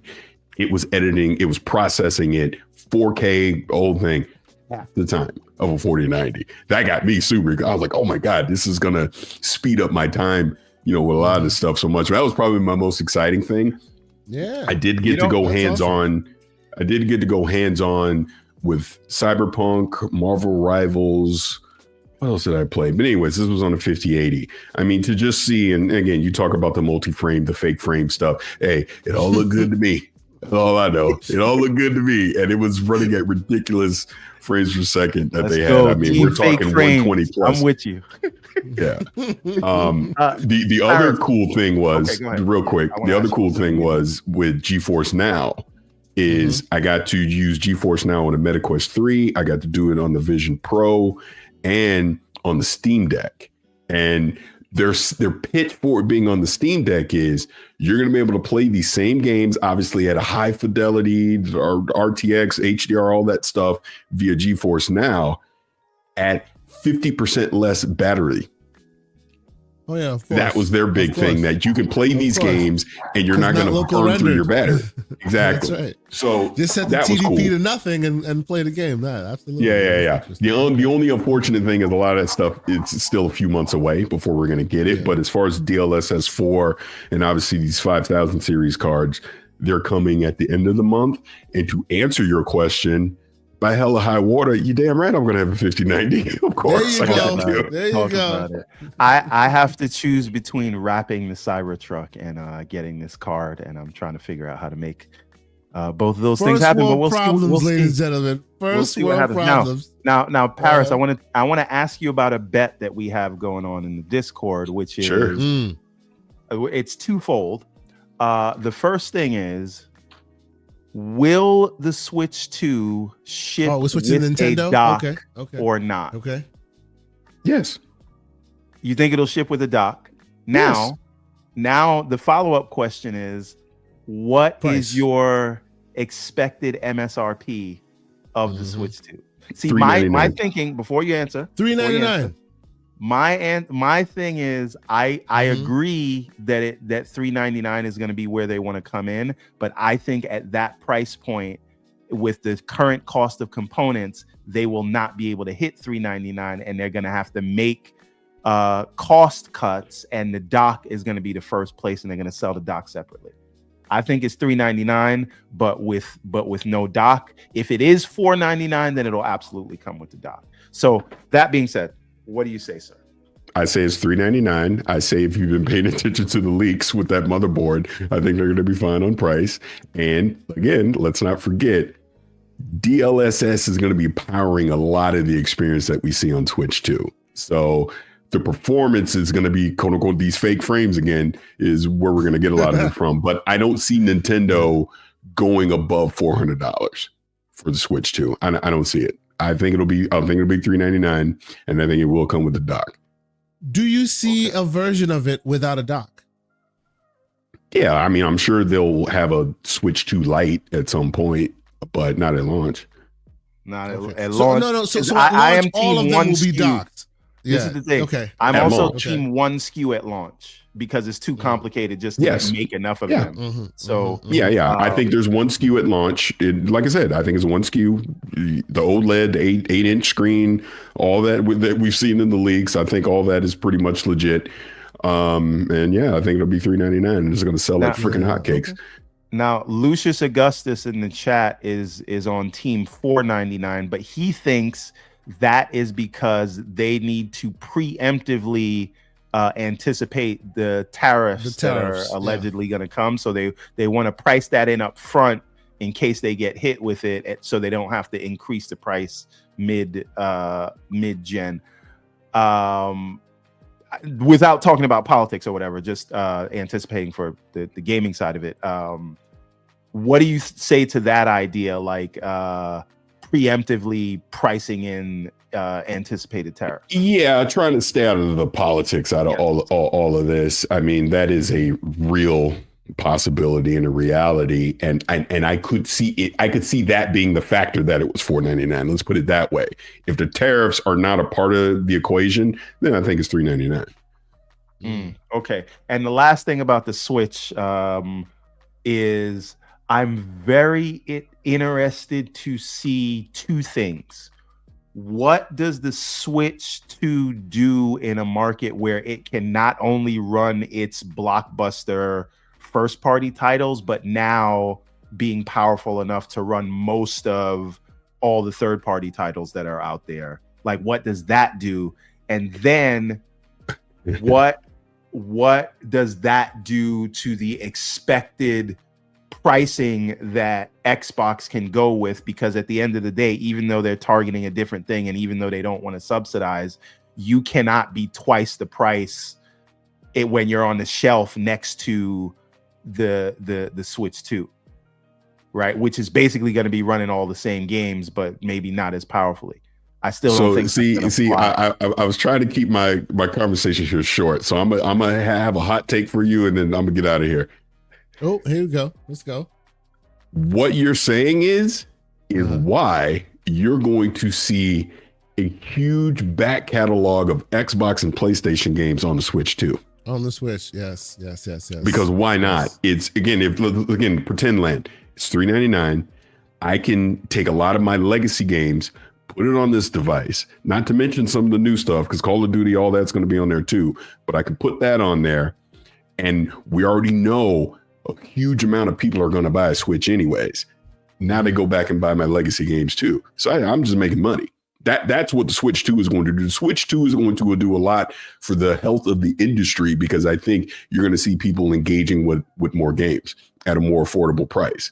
Because Nintendo, even though they've always traditionally sold their hardware at a profit, they could sell this, right, and just sell it at cost. And let's just say at cost is $399. the amount of software they're going to be able to sell on this thing. They've always had a high attach rate with their games. You drop a Mario Kart, a Metroid with this thing, 3D Mario, whatever, boom, boom, boom, boom, it's going to sell like hotcakes. Not to mention Xbox allegedly putting the Master Chief Collection and all this stuff on there. Oh, you boy. know, PlayStation puts Horizon. Right, hey, I'm just telling you the reality only what's going to place happen. you will be able to play Halo, Mario, and Horizon. Yep. But why not? Honestly, it's not even a big deal, really. Yep. At the end of the day, who cares? Play where you want. That's how I look at it. But that's what I think is going to happen, personally. Okay. But I do think that Paris, affects real quick. what Xbox and PlayStation can do in the future with their handhelds. You cannot, and I know they don't want to subsidize, but PC handhelds today cost $600, $700, $800. Like, they're gonna have to factor in what Nintendo's charging for their handheld. I don't think an Xbox handheld. Let me retort. Let me retort really quick, because again, this is where I think Microsoft is headed with this stuff. Do they do that with the Surface?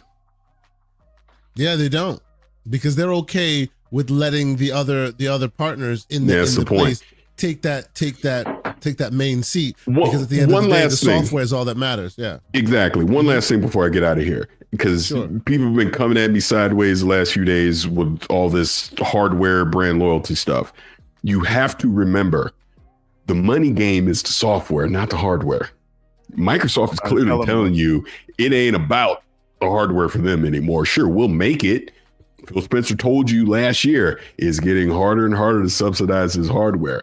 I'm not saying they're getting completely out of subsidizing things. I don't think you're going to get $1,000 Xbox, but don't be shocked if you got a $600 or $700 Xbox next generation, and they let Lenovo and MSI and everybody else make their own variants of it. Not to mention, we're putting the games on PlayStation. We're putting them on Nintendo at the same time. You can obviously still play them on PC. That's where I think they're headed. Like it or not, I want to be clear on that, because people get so mad about this stuff, but they are in the business of making money. How do you make the most money? By putting your games everywhere, and that's what they're doing. That's right. Let me take some arrows for you real quick with an uncomfortable hot take. The reason Jason Ronald is talking about bringing the Xbox OS to PC is because they're getting out of the console market, and they will be an app, and the Xbox will be everywhere, and PC will be Xbox. So and everyone will be making hardware that runs Xbox software, but that whole hardware loyalty is dead. I'm not saying consoles are dead. I'm saying Xbox as bespoke hardware is dead. They're going more towards general purpose hardware with their running their platform software, and that's what the move to bringing Xbox they're to PC doing. is They're about. doing to the It console. is leaving the what they console do with market Surface, without leaving basically. the platform business. Can I address one thing in the chat? And this is what I'm talking about. Someone's saying Paris always got to put PlayStation and Xbox position. No, what I'm trying to explain to you is, where did we mention PlayStation? Well, because I said that you're going to have PlayStation games on Nintendo. What I'm saying is, these companies are in the money game. They're not in your feelings game. That's what I'm trying to tell you. They're trying to make money. How do we make the most money? Pay attention to what Herman Hulse has been saying. Pay attention to what Phil Spencer has been saying. Forget your console war nonsense. They are trying to expand the reach. It is the same 200 million people that buy consoles every year, like it or not. We've seen that over an extended period of time. It's not growing. So they got to grow. How do you grow? You put your games on PC, you make them cloud stream, you put them on the competitor's hardware. That's where it's headed, whether you like it or not. I'm not saying I like it. Obviously, I'm old. I know the good old days of the Genesis and the Super Nintendo and the back and forth, but we're past those days. That's all I'm saying. So don't take it personal. I swear to God, people take this stuff personal. You can still play the games where you want to play them. They're just putting them in more places. That's all. And there's a PlayStation Search your feelings, game on gentlemen. Nintendo today. Yes, there are. Absolutely, there are. Let me catch up on some quick super chats before we go, because I know there's at least. Well, yeah, I'm gonna before drop you- out while you do that. Well, I'm gonna drop real out, but I quick, appreciate Paris, you this having one's me. for you. coming. This one's for you, Thank you for Paris. coming. Real quick. Okay. BT Maverick 707 $2 super chat. He says, Paris, how did you like the little trackpad on the Lenovo Legion Go S? How did that grab you to navigate Didn't use Windows? it once. That is. Didn't use it Didn't once. use it once. Okay. Excuse me. Which again, I rarely use a trackpad on the Steam Deck already. So they've made it very easy to navigate, with the joysticks and all that stuff. So I didn't use it once. So obviously it's an option there if you go into desktop mode. Before you ask this, do the super chat, Paris. One question before you go: what do you think about the idea of playing your console Xbox games on PC? What do you think about the possibility of that? I hope it happens. There's been a lot of, and I there's been a lot of hope talk about that recently. I hope that is the end game of where they're going. When you heard Sarah Bond last year talk about forward compatibility, all that stuff, what Jason Ronald's talking about, that ultimately what Xbox will be able to do with their hardware, or even the competitors, depending on how the OS works, is my entire Xbox library is available to me wherever I go. Yeah. If they can get to that, that is a wrap. Holy Grail. I'm all for That's that. It. Yep. Shout out to the great Paris Lilly. Thank you so much, sir, for joining us. Appreciate you having me on, man. Thank you for telling us what you think is going down in the PC space. In 2025, I'm sure we're going to expect a lot of great things from you and your channel and your coverage. Tell people where to keep up with your ongoings, good sir. Well, I will say, and I will give a little hint here on a couple things coming up. So next week, I will be in studio at Kind of Funny for a couple of days. We're doing Game of the Year stuff and some other things. So that should be great. So tune in for that on Monday and Tuesday. And I will also say on Monday, Gamertag Radio is coming up on their 20-year anniversary. And we'll be having a special announcement on Monday for something coming. So that should be fun. Okay. Wonderful. We appreciate you, man. We look forward to checking out the cool ongoings for Gamertag Radio. The excellent, the legendary Paris. Let me ask you a question about Gamertag. Yeah. Danny Penn, he used to work at Hot 97, right? Long time ago. No, I don't think he officially worked there, but he's done a lot of stuff with those guys. I mean, Hip Hop Gamer did or does. Yeah. No. I just know you know Omar, the best man at my wedding. Yes, they used to work together. He used to work. He knows Danny. It's just Kevin Bacon, mutual friend. Okay. Oh, Kevin yeah, Bacon. Danny knows Kevin everybody. Separation. Yep. Yes. Yep. Yeah, but my friend of mine used to work with him back when they were doing stuff with I-97. That was it. Okay. All right, Paris. All right, we'll let you break out. We will see you another time. Thank you so much for being here, good sir. Yeah, thank you for having me. I'll talk to you guys soon. Yeah, all right, brother. and by the way, shout out to Lord Negatron in the chat, friend of the channel, fellow Jamaican brother, and Starchasm. But please Captain continue. Chats, £10 super chat. Thank you, Captain Chats. He says, I have a ROG Ally X, but I'm really tempted to switch it for the Legion Go S. The bigger screen alone to attract is attractive, and SteamOS, even if the Ally X is more powerful, and have Bazite on it. Now, that's the thing. So the Ally X is more powerful, true. But if you put the Bazite on it and you switch the TDP to max, you're still fine, right? It's the battery that makes that whole thing a bit more or less, right? Because I think they both have the same Z1 Extreme chip. Go ahead. Yeah, I think that isn't the Ally X. Isn't that going to be more powerful than the chip that's in the Legion Go S, or is it the same chip?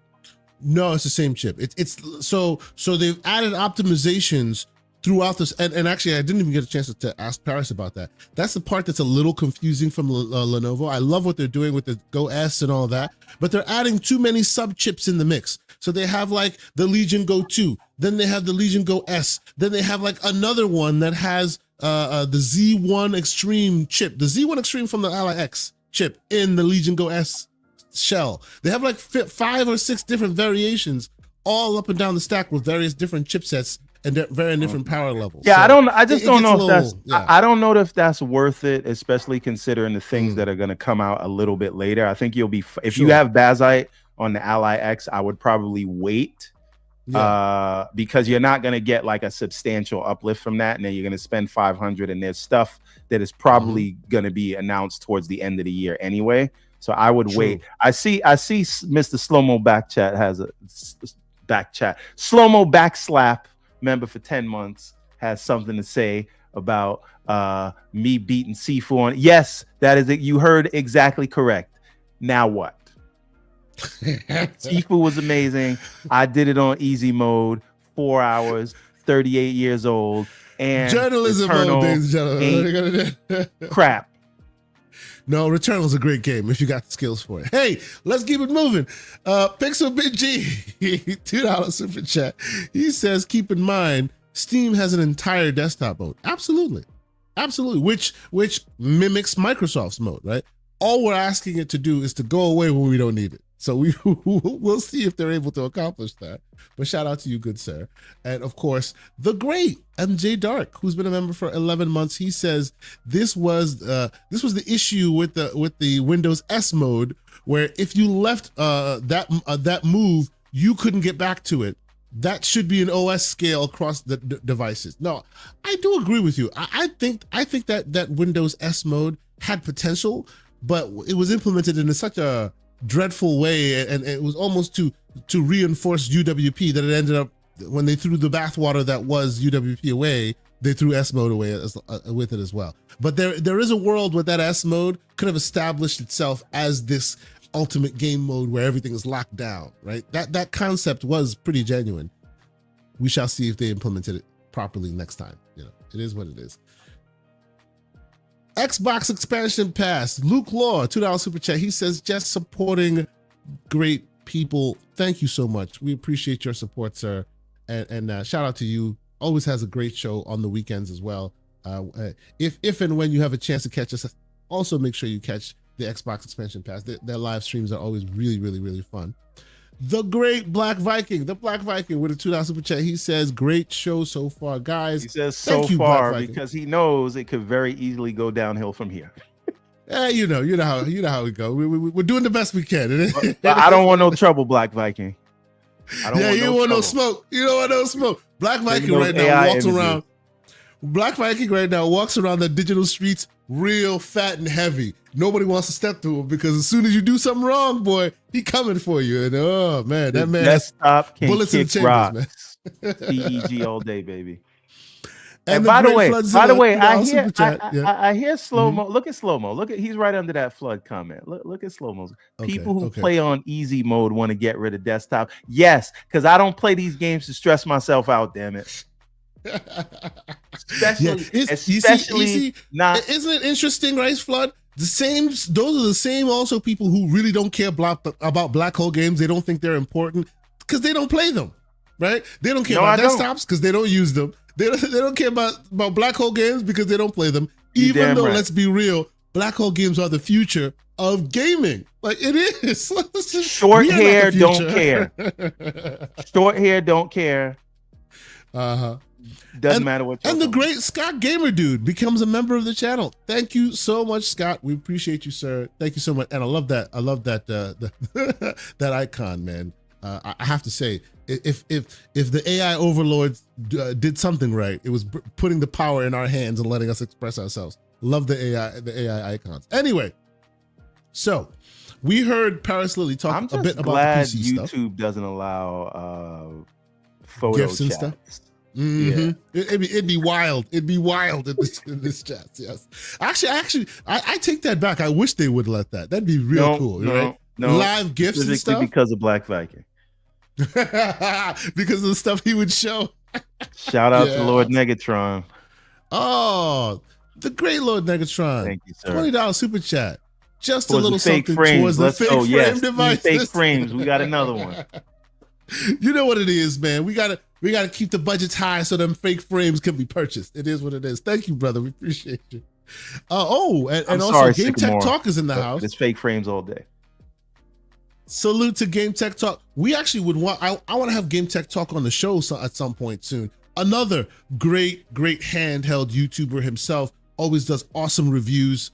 Also, really introspective reviews on all the various great handhelds and mobile and gaming devices that we use. So check out his channel. I watch his stuff like religiously. His stuff is really, really great.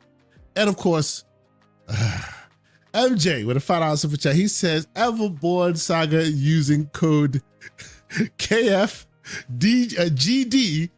I don't know what that means. Sifu. Isn't that the cheat code? I forget the cheat. It's a cheat code or something. I forget. It sticks in the back of mine. But let me finish the super chat. When he plays Sifu in other games that are too hard for him, asterisk on Elden Lord status. Mod status. Okay, what we not gonna do is put that evil on me, Ricky Bobby. I beat Elden Ring fair and square over the course of 4 months. I struggled with Fire Giant. I struggled with the last boss, and I did it on Xbox where there was no cheats. Do not put that slanderous lie out there, sir, because I beat Elden Ring fair and square, no help. Oh yeah, and Aaron is pulling your card. He's asking the very important question. Yes, it is. Is it recorded? Yes. Pictures and it did happen, sir. Pictures and it did happen. Scott Gamer Dude, $5 super chat. He's asking the question. Do you guys ever consider doing a community question call-in show? Absolutely. On the tech you guys talk about? You know, that is a very good thing. We should really do that. Maybe once a month, like do a call-in show, just totally tech talk. Just call in and talk to us about what you want to talk about. That'd be an awesome idea, man. That's a good one. I'll put a pin in that one. Maybe we implement something like that. If more of the consumer base, if more of you guys want that, let us know. We want to always keep this a dialogue with you guys. So if you think that'd be useful for you, absolutely, we would do. Hold on. Now, one thing.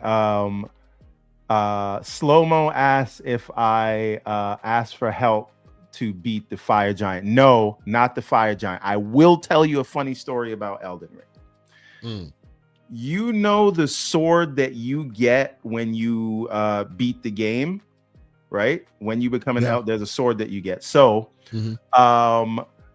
K Mega had that sword because he had already beat the game multiple times or whatever. And so K Mega was going to give me that sword when I was struggling on the final boss. So we do the whole finger dumb crap that you have to do so that he can come in the game, right? I feel like saying pause real quick, but continue. Go ahead. No. I mean, tell pause Elden Ring, right? So he comes there to give me his sword, and when he comes to my game, we get ambushed, and then he drops the sword, and then the person who ambushed us steals the sword, and I don't get the sword that K Mega gave me. No, I did not get help because I never got the sword because the sword was stolen, and I had to go beat the boss on my own. So, what are we doing right now, right?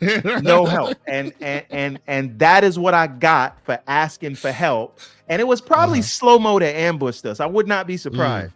But and you still haven't finished Streets of Rage 4 because you would ask for help there either. This is what we're learning about you, sir. This is what we're learning.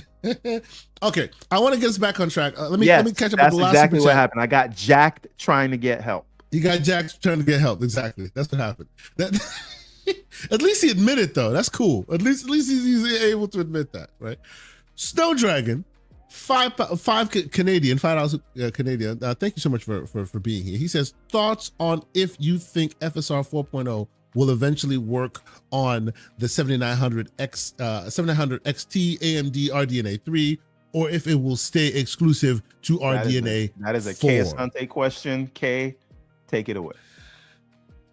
Actually, I would be surprised if it stayed exclusive to RDNA 4, because at least, and Floodzilla in the house, he is more well versed in the AMD offerings and in their behavioral patterns for historical reference point. I would think, they're gonna tie it to RDNA 4 cards from jump, just to kind of get that uplift as even Nvidia does, right, with their technology as they're doing now. But I feel like, and historically it's been a proof point that AMD tends to kind of want to spread it around because they are in the second place position, so it's in their best interest to do so. So I don't think they'll do that moving forward, but in the beginning, absolutely. Just to move some units. I don't see them tying it to the greatness that is their new cards. But I personally, even though I am an Nvidia user, yes, I am an Nvidia user, I always appreciate that the way AMD moves technology forward and uses like agnostic hardware and all of that. I always think that's really, really cool. So last super chat. And AMD drivers are open source. Shout out to them. That's why Bazite works with AMD cards and not Nvidia. Yeah. But, especially specifically on Linux. Yes, absolutely. Let's see.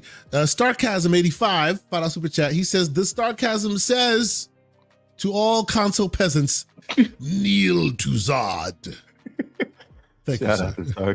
Look at Dorian Gray's comment. Yes. And AMD slandered themselves at CES. Yes, there's been a lot of moving and shaking in that. He's out of line, but he's right. No, he's not. Yes, absolutely. Anyway, let's button up the PC side of this whole conversation. So, by the end of 2025, with all the moves you see with Steam, with all the moves you see, you have graphics cards coming, you have Intel moving very interestingly in the handheld space, right? You have potentially Xbox with who knows what we'll see from them from a software perspective, right? What does PC gaming what does PC gaming in 2025 look like? Is it status quo or is it a complete paradigm shift by the time we come back here 2026? I think it's takeover. Right. So what's super interesting to me, right? And I want to see if I can pull up this stat, so I'll look for it while we talk. But look at I think Steam just hit like 39 million concurrent users as a peak the other day. Look at what that number was at the start of 2013, the last. Okay. Right. It's more than doubled. Yep. Right. And I just think that as since consoles for the most part are using the same PC hardware and it becomes easier to develop for PC and console at the same time, and every game comes to PC, and streamers are using PCs, and casual gamers want to get PCs because that's what their favorite streamers are using. And you have these on ramps like SteamOS for the console migrants like myself. I think PC gaming is on the rise, and I think the train has left the station, and it's only going to get bigger from here. It is the future, especially if you're an Xbox guy, but. I do think you'll even see some PlayStation people, not in the same numbers as Xbox, but you'll definitely see more people migrating over to PC. So let me ask the Captain Chat's question here. Captain Chat's asked the question: are you upgrading your 4090? If so, what card? As of right now. No, I think he's asking me. He sorry, he when he did tag you. Okay, he added me. I know for sure that Mr. Everborn Saga is going for the 5090. I'm not quite so sure just yet. I like my 4090. I haven't seen it. I haven't seen it. It's like I haven't gotten to a game where I'm like, I'm seeing it being taxed. Like absolutely not. And he says it's for both of us. So for me first, unless something changes anytime soon, I may not upgrade. My hedge on that will be, I like my machine. The next machine I do, I will most likely be going AMD as far as the CPU. So I will most likely build another PC at some point. I don't think it'll be 2025 because this machine is pretty righteous and been doing me pretty well. But the next upgrade I do, or the next build I do, will be an AMD card, AMD CPU, and at that point, if the 50 series is still where we are, I imagine 2026 mid, somewhere like that, I will most likely get a 50 series card of some kind. But I'm not upgrading this machine with a 50 series card. I'm keeping it as is. But yes, how about you, Mr. Everborn Saga? What is your logistics? Are you pulling out your 4090 and putting the 50 in there, or are you building a different machine? That is what I would do. Yes, but we need to just take a pause for a second. you are absolutely going to get the 5090 in the year of our Lord 2025. I don't know when. Yeah? I don't know if you're going to yeah? get it day one, but before we get to 2026, K Asante will have a 5090. I'm just saving you all that trouble right now. And if 2026 comes and I don't have one, what will you say then? I will say you got it and didn't tell me about it. I will visit you in lied. Florida to inspect whether you have that 5090, sir, because you be doing some slick stuff with Latin quarters. So, we don't know. But what we do know is you're going to end up with that card. Now, the card, listen. The card, and this is my calculus real quick. The card is $2,000, right? I want to go to PAX West, which is in Philly this year. I want to do in Seattle. I want to do it, right? I want to go to June Showcase if and when it materializes, and it will. I want to go to other PAXs, maybe PAX New York or Boston, right? And even in the back of my mind, even the smallest back of my mind, I know the man Aaron is in the chat. He dropped a nugget in the Discord. Hey man, are we still talking about Gamescom for 2025? All that is in the mix. I don't have $2,000 video card energy right now. I need to save my ducats. You'll figure it out. That's what it is. Now, if y'all in the ecosystem want to see me get this card so I can do coverage and share my experiences with you, brother, I accept. Holla at your boy. I will take it. He's already hedging. Look at this guy. So okay, now I'm asking people to help me facilitate this happening. It's just that my money ain't that long in 2025 for all of those events that I'm talking about. So you'll be all right, Mr. Two Tesla. Sure. But anyway, shut up. Now, as far as myself, right now it is my plan to get it. But as I said, I do want to wrap the car that we just got, and it's around the same price to do that. So I got to see if I can make it fly this month. But it is absolutely my plan to get it. What I'm not doing though, I'm not dealing with any scalper prices. So I'm not okay. I'm not like, if I can't get it for that 2,000 MSRP, I'm not getting it.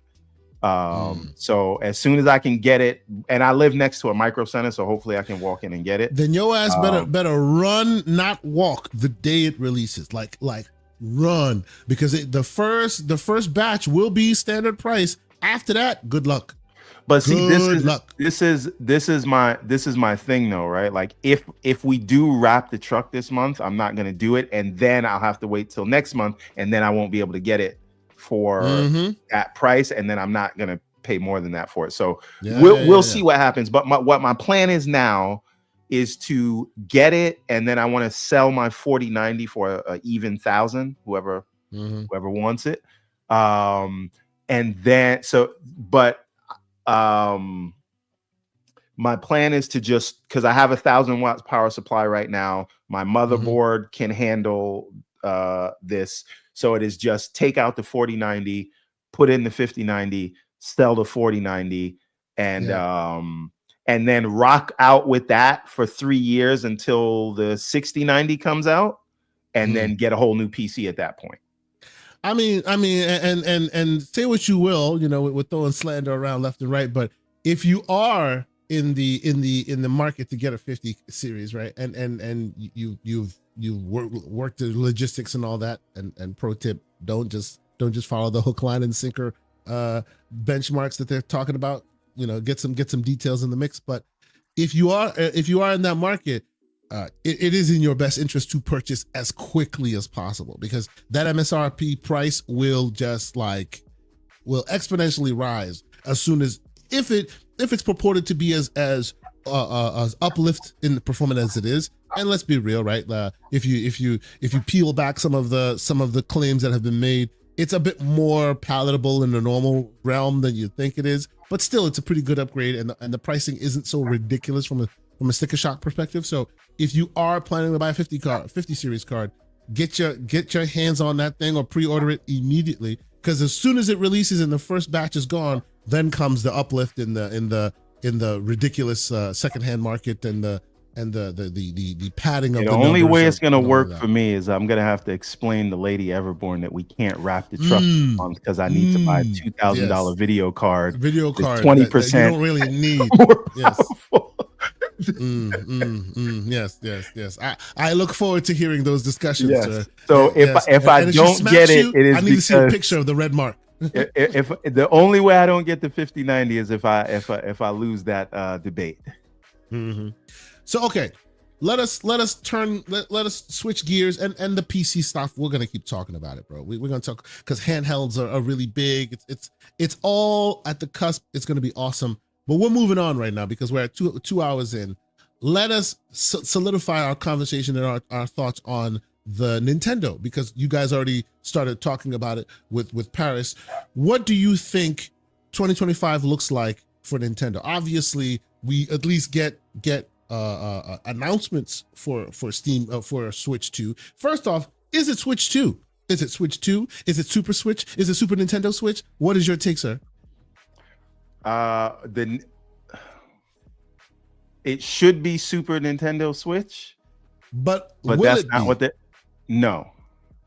I think so. This is the super interesting thing to me, right? Like I did the audio book of Reggie Fils-Aimé's book, which I highly recommend. If you have Audible, use an Audible credit. If you don't, it is worth buying. I actually have one. I have one credit left. I got to go do that. I recommend it because if you get the audio book, there's actually a 1 hour long interview with Jeff Keighley at the end of the book that is not present in the in the paperback or whatever. So the Reggie Fils-Aimé book is super interesting. He talks about his life. One thing I didn't know, Reggie Fils-Aimé is black. He is Haitian. Oh yeah, both of his parents are from Haiti. Bro, Reggie is down, bro. He has been an inspiration for years. He just got that light skin energy. You know, it is what it is. So he's boss. That was super. And another thing that's super interesting when you talk about his management style, one of the things that he did that I found super interesting, which I think that Xbox could take a lot of lessons from, the way he designed the marketing and messaging structure was that everything goes through, like he had to sign off on every ad that went out. Right. Wow, and that's cool. And so he had this structure. It's called the Rice method, which I can't explain the acronym right now, but basically it was like you have to inform. You have certain people that need to be informed for any marketing message. You have certain people that need to sign off on it, and you have him as the final approval. And the way it was done that way so they could have a singular vision that was coherent and made sense to their customers. And I feel like I just feel like that's something the Xbox marketing division could and should implement. But it was about accountability, and it was about having a focused vision by saying we're going to inform everyone that needs to know, but there's one person that will see everything and have to have their sign off for them to go. That was interesting, but which is smart, right? Which I think is smart, because they'll know all the skeletons, they'll know all the threads that you need to account for in case a message needs to be calibrated a certain way. It's a smart method of execution. That's good. Right. So now another thing coming off of that book is that Reggie came on with the launch of the 3DS, and something you'll learn there is that, well, you don't, I didn't learn this in the book, we all instinctively know this, Nintendo does not like to lose money on hardware. And when he came in, that was one of his first battles that he had to convince the people in Japan, is that they needed to come in at a certain price with that 3DS. And they didn't want to do it because they needed to make a certain amount. I think when you say that, you should always expound it completely to its fullest conclusion, because people don't understand fully what that means. Some people may not completely understand what the ramifications of that means. By saying that Nintendo does not want to take a loss on their hardware, that means they always cap its potential performance and uplift, because if you get too close to cutting edge, now it's going to cost you money. So it always has to be a few generations back, so it doesn't cost you that much, so you can actually still make a profit on the hardware you make, right? That's why Nintendo's always a little bit less performant than everyone else, because if you want to be on the cutting edge, you're paying for that. You as Nintendo are paying for that to AMD and whichever vendor you're working with, Nvidia and all of that, right? So they will always kind of make sure they're not at the cutting edge. They're past that cutting edge, so that, yeah, the hardware by itself may not be as performant, but then they rely on their creative juices of their developers to make up for those different deficiencies. But so yes, one other thing that AA Ron points out with the audiobook, Reggie actually reads it himself, which is that's awesome. That's really cool. So yeah, you had me at that. That's awesome. I'll check it out. But the point was, he told them that the device needed to be $199 or less. Okay. And they wanted to go in at $250, and they ended up meeting in the middle at $229. And they had their initial sales, but then it kind of petered off. And in order to address that, they ended up lowering the price by $90 to $169. And they had to give their customers like 10 free games from their eShop in order to make the people, the early adopters, not like hate them for lowering the price so in the first year. But the point is, the reason I bring that story up is because the way the structure works is, he was the president of Nintendo of America, and he had to get buy-in from his Japanese counterparts of Nintendo of Japan, and his biggest advocate was Iwata, right? And anything that he wanted to do, he had to get buy-in from Iwata, and then Iwata would go back to Miyamoto and the rest of the decision makers over there of Nintendo of Japan to sell it. The difference now, what I'm very interested in with the Switch 2, is that this will be the first new generation of hardware that they launched because Iwata sadly passed away of cancer. Without his influence. Right. Yeah. And Reggie retired in 2019 or 2020. And so right now you have Doug Bowser who I think came to the company in like 2015. But now, every time he walks in a room, does start playing. I'm sorry, please continue. Now, Doug Bowser is very well accomplished. He's now been at the company for about a decade. But my question is, looking at everything that Reggie had to do to get buy-in from Iwata, and Iwata being able to how difficult will it be for him to communicate to the Japanese market? Yeah, right. So is there who is the replacement for Iwata, and what is the relationship between Doug Bowser and them, and what does that mean for the first generation without both of those people there? I don't know. So I think we can say what Nintendo has traditionally done, but we're in a little bit of new waters right now.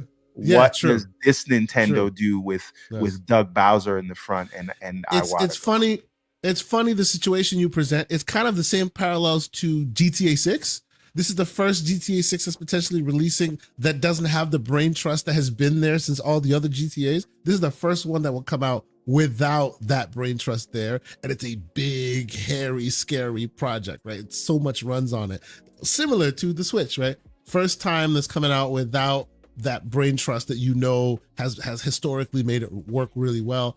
The question becomes: did they seed the ground? Did they inform their predecessors or the new school? Do they have the tools needed to bring this thing home? Or will it be lackluster? We shall see, right? And the longer it takes for it to release, real quick, the more pressure it is for how it will when it finally releases. How will it look? What will it run as? And they need to speak on it, because all these rumors and all this leaks are making the conversation even more difficult for them. What are you going to say?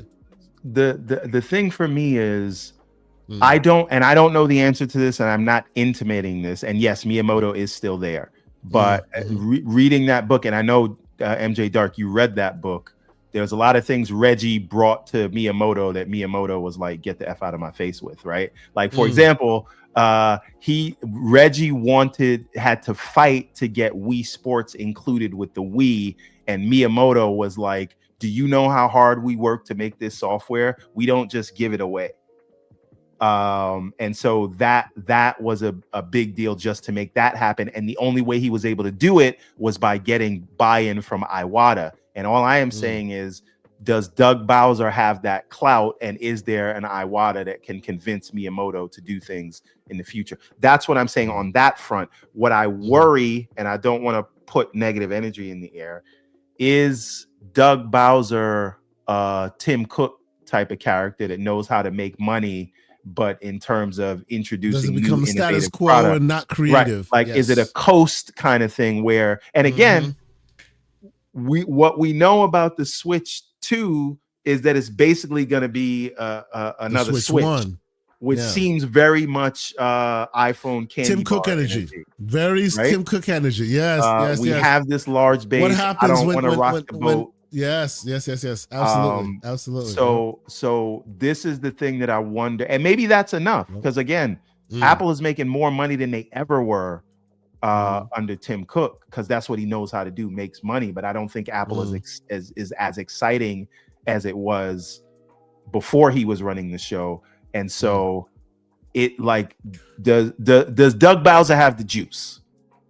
That is the question. That is the question. So we don't know yet. But knowing that the Switch 2 is a souped up Switch, by the same name, I'm getting iPhone XL energy is all I'm saying. So hold on. Let me read this super chat real quick, and then I'll ask you one last pertinent Switch related question, and we'll move on. BT Maverick 707 $5 super chat. He says, what vendor do you guys recommend on those 5090s? Do we recommend MSI, ROG, Founder, so on? Thank you guys for everything. I'm jumping on that 5090. Okay, sir. First off, if you have a 4090, I suggest you pump your brakes. Or if you have a 40 series card, I suggest you pump your brakes, because this is iPhone to iPhone S. You may not get that. They're trying to tell you it's the hugest thing ever. Keep your eyes. If you have 30 series card, that's different. 40, I'd be also dubious and pay attention to the benchmark. Yeah. And shout out to Slomo. Slomo points out that if history is to be any judge, if you want to get this thing for the fake frames, like the multi-frame gen, that may end up migrating on the to 40s cores. That's right. But exactly. What I will say, what I will say though is, I don't know about going from 4080 to 5080, because when I looked at the raw numbers, like the jump wasn't crazy. It was like, it's not. That's my point. Or whatever. But if you're going from 4090 to 5090, we're talking about raw numbers before the fake frames. We're talking about like a 30% jump. So to me, if you have a 4090, I think I'm going to do it. But I think it makes sense to go to the 5090. And my card right now for the 4090 is a gigabyte, which I have not had any issues with. But I would probably go Founders Edition just because I don't want to pay any markup prices. So I would as well, but first off, you probably won't get the Founders cards because they're very hard to get. Secondly, it's not the worst thing in the world to get cards that are not Founders cards, because for a long time now it's not that way since, let's say, the 40 series. Since the 40 series, it hasn't been that way. But actually, no. Since the 30 series, it hasn't been that way. But before the 30 series, what do you call it? Nvidia's cooling solutions were garbage. You really didn't want to buy their reference design. You wanted to buy, say, EVGA. That was my reference design. I love EVGA, and they're unfortunately no longer within the space to purchase. My 4090 is a 4090 from MSI Supreme, the liquid block MSI. So I've had no issues with that either. It's been running righteous ever since I got it. So I would say there are only very few board vendors that aren't as good, but at that price point, like, it's very high end. So you'll be all right. Just if you really need some advice in that, holler at us in the DMs and we'll combine and we'll talk about it. But chances are any 5090 you get from any of the vendors that are available right now, you'll be all right. So shout out to you. Thank you so much. I see Lord Negatron talking to Captain Chat. I don't know what Captain Chat said, but yes, 4080 to 5090 is you're going to see a big. It will be worth it. Yeah, that traversal is far more advantageous to you. At least you'll be able to see it better than say all the other tiers. But but I would still be the person to advocate for, if you have a 40 series card today and money is an object, you are fine. You're fine. Right? You could chill. You'll be all right. You won't see anything that makes you feel like, oh my God, I'm losing out. If you got it like that, do you. But if you don't, you'll be fine. But you were gonna say it more. No. Lemon was saying, don't people brag about fake frames and fake resolution today? You damn right. I'm one of them people that brag. I am team fake frames. They're fake frames. You got to call a spade, but call a spade, but it is what it is. I'm on team fake frames. Last question about Nintendo, and then we'll move on. By the end of calendar year 2025, do you see yourself with a Switch 2 and some games, or are we still waiting? Does it come out this year? The Switch 2, 1,000% the Switch 2 comes out this year. The question is whether it comes out in the holiday season or in the spring. That's the only question to ask. And okay, again, fine. Then at this audience, being that you're saying that, I'll be a bit more slanderous in my questioning for this audience. Does it come out with the Master Chief Collection? What I'm more concerned with is if we get a new 3D Mario. I don't really care that the Master Chief Collection goes there. You know what's funny about this whole thing about Xbox being for the streets? I don't think anyone minds what games they put on the Switch. The only thing that sticks in people's craw is when they put a game on the PlayStation. That's just because Nintendo has tradition. It's the same way they don't mind when a game. Y'all are just warriors like no. It's not that. It's not that. It's in the same way people don't care that a game goes to PC. It's because people look at the Switch as a companion device. Because everyone has always looked at the other side. The other side of the coin of Xbox being PlayStation, and God forbid they satiate their competitor that way. I get it. Yeah. So I don't think that's gonna you're not gonna see the timeline be in shambles because of something going to Nintendo. It will be because of whatever they put on the PlayStation, and that's just built into the whole. Yeah, it is what it is. You know. All right, you already know. So let's move on to PlayStation, right? Because we play there as well. Admittedly, I haven't. Wait, who is we? As much I don't speak French. Sir, you tell me you haven't played Spider-Man. You didn't play Spider-Man. I didn't play God of War? The opening and put it down. I will play it on PC. But go ahead. But you have it. You have it. You are part of their controller as God intended. Yes. Sir, you are part of their addressable market. There is a PS5 in your household. You are part of their potential addressable market. In the daycare. In your household. Your household. All right. It's not across the street. It's in your house. You're using we very liberally. That's all I'm saying. It's in your house, bro. You could play it. Whether you do or not is not the point. Okay. So I guess my question to you is, in the calendar year 2025, what do you see coming out from those who choose to only play on PlayStation? What do you see? What amazing things, if you happen to be a PlayStation only gamer, can you expect from them? Ghost of Yotai or Yote, whatever. And I don't even know if Death Stranding is going to be only on the PlayStation on day one. Is it coming to PC as well? There's a bet in our Discord between the man Wolf and MJ.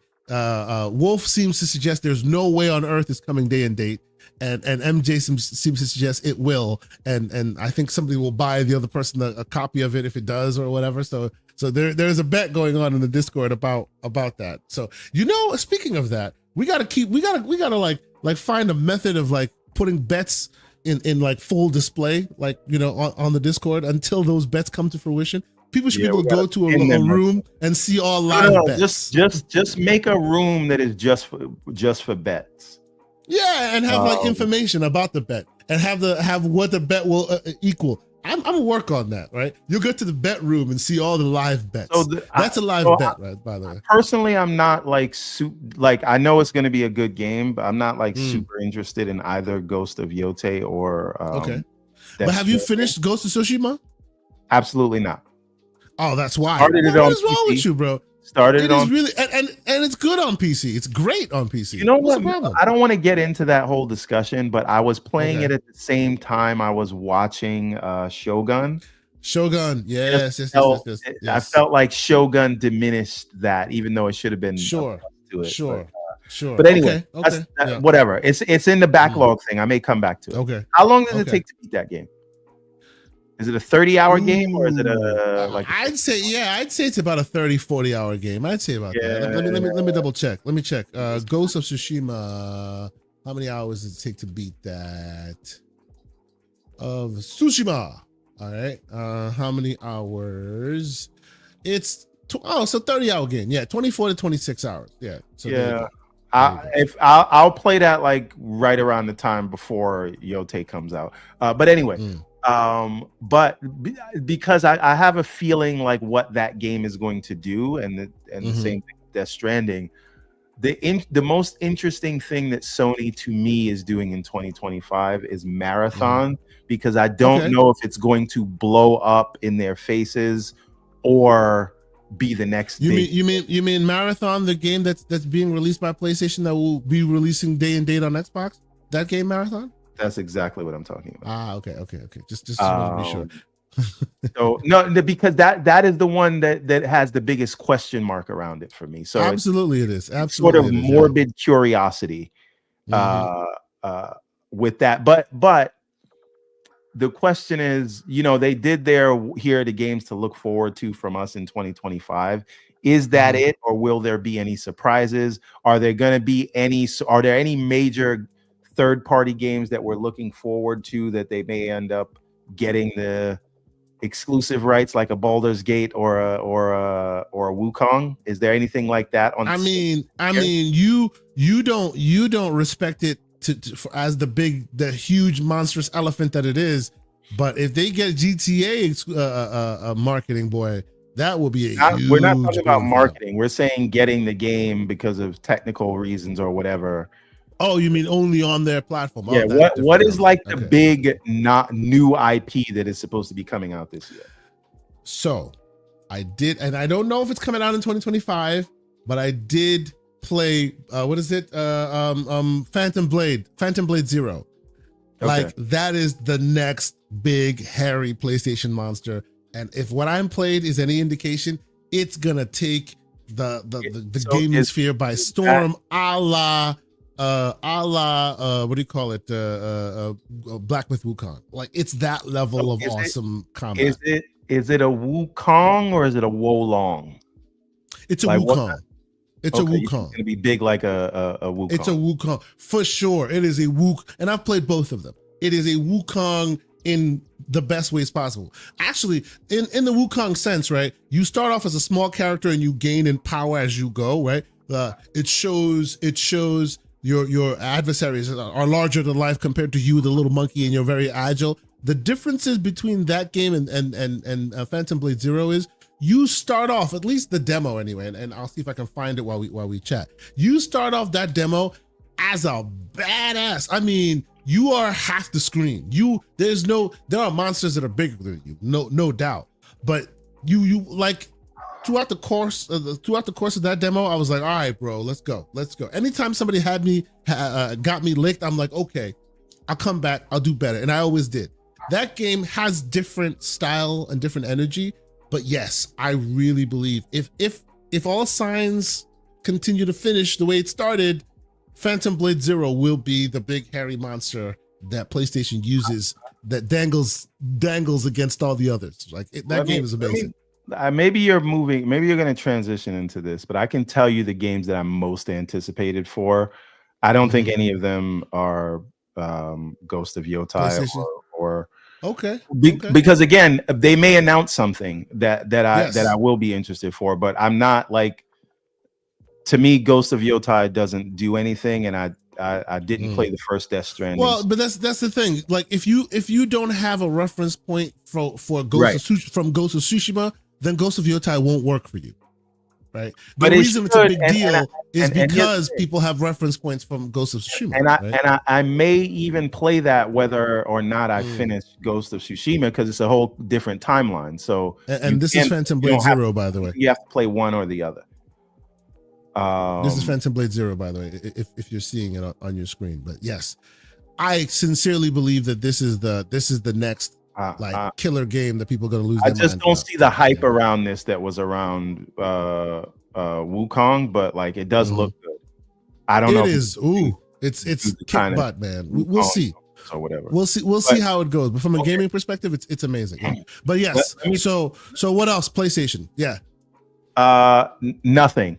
No, what do you mean nothing? We're talking PlayStation. Let's go. What about hardware? What do you see yourself in 2025 changing your perception of, say, the PS5 Pro? Do they finally come into their own new update, new firmware? Hey, now it can do frame generation or something. Not even a little bit. What I'm concerned is what games they're gonna port to PC and when. I don't care. Sorry. You see, very self-serving. Very self. All he cares about is you the games asked me what I was PC. interested in. I just look again. Tell me whatever they release on PC. Listen, no. Tell me when Astrobot is coming to PC. Tell me if Intergalactic Prophet was coming out. You hear this, ladies and gentlemen? No, Remember all those state of plays when they're telling you about those PC releases, and everybody's like, we don't care about this crap. Yeah, Everborn Saga cares about that crap. That's when I stand up in my seat. But again, what I am saying is because people are turning on you in the chat, bro. They're turning on you because I don't have a reference point for Ghosts of Yotai, and I never played Death Stranding. Those things don't excite me, and they haven't announced anything else. So I'm interested to see what Bungie does with Marathon. But unless they announce something else that hasn't been announced yet, I would be excited if Intergalactic Prophet was coming out in 2025, but it is not. Right? So let's see what else they announce. How about they do a showcase? God forbid. Yeah. Well, based on Mr. Jeff Grubb, they still have showcase as part of their repertoire, but it seems like their state of play is their moving forward more because it's more cost effective. I've been waiting on a secret showcase for the last 2 years, but anyway. Yeah. But anyway, I say Phantom Blade Zero. That is the most anticipated game that I'm looking forward to in 2025 from PlayStation. Whether that be now, I don't know. That's the thing. I don't know if there will be a separate PC release. If it is on PC, oh boy, I'm playing it on PC. But I know definitively it's not going to be on Xbox. I think this is only a PC release, a PlayStation release on the console side now. So since we're talking about all the separate ecosystems, this is in there. This is one for the PlayStation books. If it releases in 25, awesome. Lead to Gabe. Lord Gabins. Yeah. Or this could also be an Epic situation. Who knows? We don't know yet, right? Because sometimes Epic likes to give grants so that they get those exclusives. So who knows? We'll see. Oh, Lord Negatron being prolific in his support with another $20 super chat. Thank you, sir. He says, Foreverborn, not bending the knee to appease the algorithm. Talk about it. Thank you, sir. Thank you, sir. That's right. Scott Gamer Dude, $10 super chat. He says, you guys been seeing Eli, huh? Hold on. You guys been seeing Eli, huh? Eli, how happy, excited he has been with being new to the Xbox ecosystem. Eli. Yeah, no. That's the guy that just played Halo for the first time. He's the guy. Oh, yeah. Let's see. Think that possible for someone? It's a whole thing. I guess he's wondering, does he think it's possible for somebody new to the PlayStation ecosystem? He's new to PlayStation. Honestly, look, if you're new to the PlayStation ecosystem, I actually think that there's still a lot of interesting things for you on that PlayStation ecosystem. I like so one thing the PlayStation does that people like that I may not give them enough credit for, but Everborn does, right? They like to make sure that their fans are satiated completely, whether it be first party, third party, whether it be a money hat, no matter what it is. Don't pay attention to how we got it, and it's yours, right?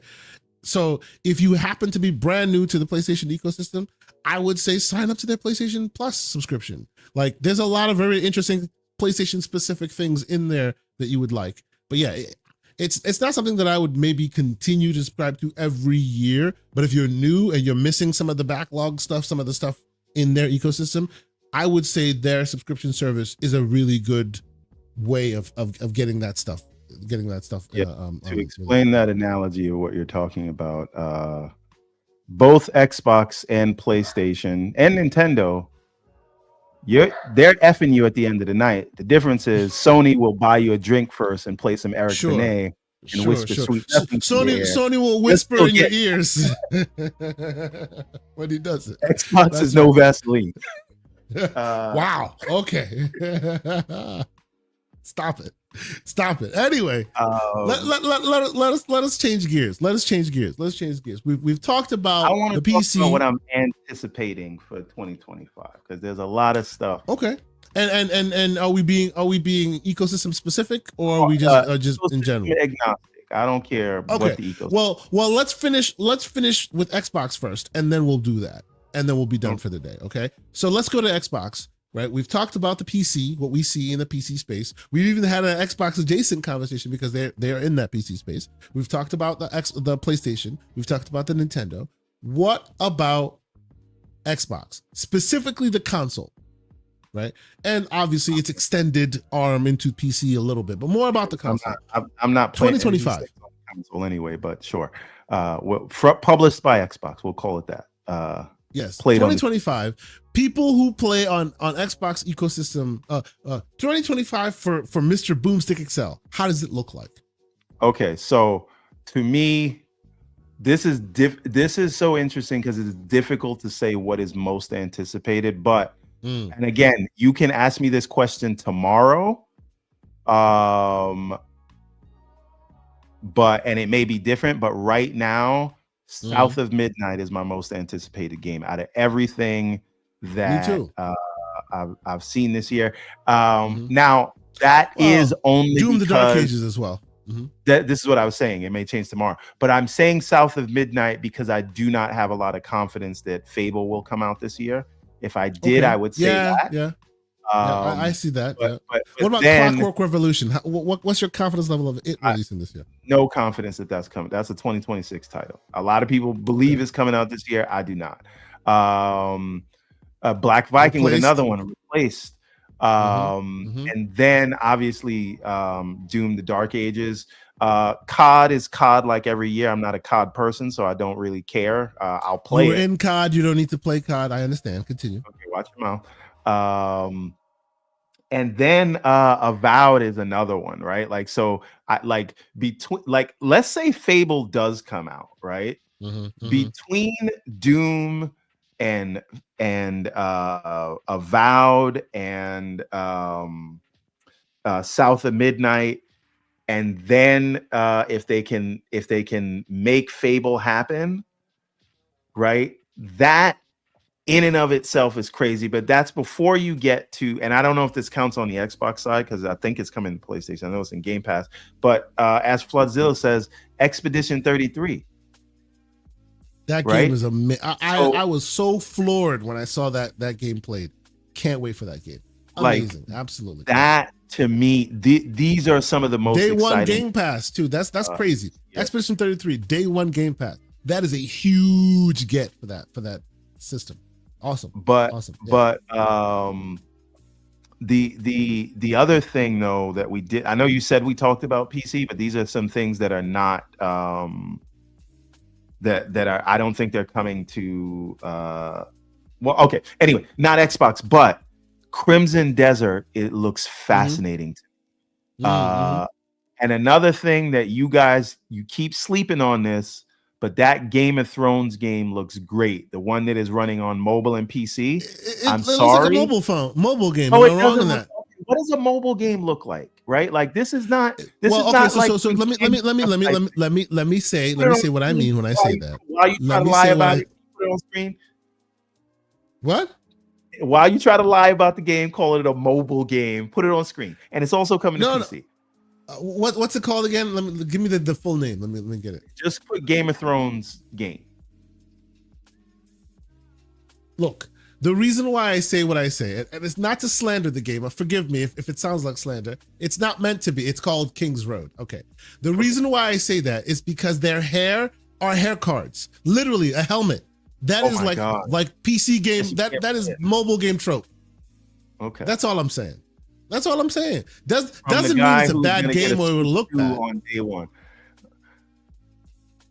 Bro, we understand what we're getting when we're getting the Switch 2. All we're saying is this looks like a mobile game. Doesn't mean it's a bad game. A bad game mobile game. Hold on. What mobile games are you playing? This looks like a mobile game. Look at the game. This, ladies and gentlemen, this looks like an Xbox One game, is what it looks like. Okay. Well, needless to say, I like look the forward fact to see that what this looks like. That this is what we're looking at is a mobile game is crazy to me. It is also coming to PC, and you're probably looking at the. This is the PC code. This is PC. But like, you're brushing past this is doing a great disservice to the fact that no. Again, y'all keep saying this. Just because I say mobile doesn't automatically mean it's bad. No, but you said it in a facetious tone. Oh, it looks like a mobile game. No mobile games look like this. I'm sorry. Look at that draw distance. Look. I'm talking about the hair cards. Look at the hair cards. It looks like a hair card game. Anyway, hair card. I will if the game is good. Listen, there's a lot of PS5 games. You heard me. You heard me talk about how much I hate card games, but I still say Balatro is one of the best games I've ever played. I reserve the right to change my opinion once a game is put in my hands. But right now, it looks like a mobile first game. That's all I am saying. It looks exactly like that Phantom Blade game you was talking about because they were using hair cards in that. Absolutely not. But okay, sure. It doesn't look. There was no hair in Phantom Blade Zero. But okay, in Phantom Blade Zero. But whatever. Okay. All right. Well, let's go. Let's go. Continue. Thank you. What does Starchasm say? It looks like Witcher 3 to me. Sure. Which Starchasm has every right to give his opinion as to what his eyes see. That's not an opinion. That's a fact. I am telling you what my eyes see. So let's just move on, shall we? Thank you very much. I think you have some mobile racism going on. And sure. I am mobile racist. Yes. I am a mobile racist. That's what it is. Let's go. I will be playing that game. That is my most anticipated game. I will be playing it on the PC on day one, and I'll bring out. So if you don't play this game, we're gonna come for you because you're telling me now, 10 toes down, it's your most anticipated game. 10 toes down. Over Dragon Age, the Veilguard, Dragon Age, over Doom, the Dark Ages, over all the other. This is your most anticipated game. Yes, understood. Because it is the most fascinating thing. The fact that mobile gaming has come this far, this excites me the most. This Sycamore leaves me a good message. He says, Kayasante, please leave the capping to Sycamore. You're not good at it. Damn, sir. Okay, well, I will leave it to you. Forgive me. As he puts on now, his very Zach big Riley cap. points out something very important. This may change everything. He says, Everborn, keep in mind they said Windows PC, not Steam. Ooh. Brother, ooh. You are stuck to it. You're playing this game. That's what you're doing. You are 10 toes down. We heard you. Take it to the tape. I hope they don't do some Genshin Impact type launcher stuff. But, this is great. This is fantastic. You should have read the fine print before you got into this mess, bro. Anyway. Okay. All right. So back to the anticipated game. Content. Right. Yes. So that Game of Thrones game, super excited about it. Crimson Desert is another one, super excited about it. Wu Chang, yes. What's the name? What's the American name? What was it again? It was like Feathers or something. Fallen Feathers or something like that. Wu Chang. No idea. Wu Chang is it's like a Souls-like type game. Yeah. Hold on, let me find it. I thought it was Wu Chang Fallen Feathers or something like that. Fallen Feathers. That's what they're saying in the chat. The Black Kite. Yeah, that's what I thought. Fallen Feathers. Yeah. Yeah. Okay. I'll put it on the screen. So why Okay. does this call your name? You are historically not a Souls-like, so a Souls-like player. So what makes this different for you? I can play a Souls game as long as the save points are liberal, and if the combat loop is good, I'm there. Just don't waste my time. That's it. Okay. So Fallen Feathers. All right. Yeah. It does look good. I remember this right. trailer. Yeah. And then the first Berserker, Kazan. That is another one. Yeah. Now that had a demo, like a early access demo on Xbox some months ago. So people got a chance to actually play it on Xbox. Looks great. That's the game, if I'm not mistaken, correct me if I'm wrong. That's the game where the world itself has a very realistic flow to it, but the character, the protagonist, is almost cel shaded. Yes. Kazan, right? Yeah. Yeah, that's the one. Okay. Ooh, this is some scary looking stuff right here. Yeah, these are the games that I'm like, the non sort of Xbox, PlayStation things. Now, Infinite Number says he played Kazan day one. He played the demo and he's getting it day one. So there's one. I'm gonna try Kingdom Come Deliverance, but I don't know if it's gonna be my kind of game. Try the first one because it's a continuation of the story. It's basically like the game with the Amicia and all of them. It's the same energy, same indie mid-tier energy, where the first one establishes the story, the second one ups the ante. So I wouldn't play part 2 until you try part 1. That seems like a lot of homework that I don't know if I want to do, but we'll see. You want to start in the middle of the story? Start at the beginning.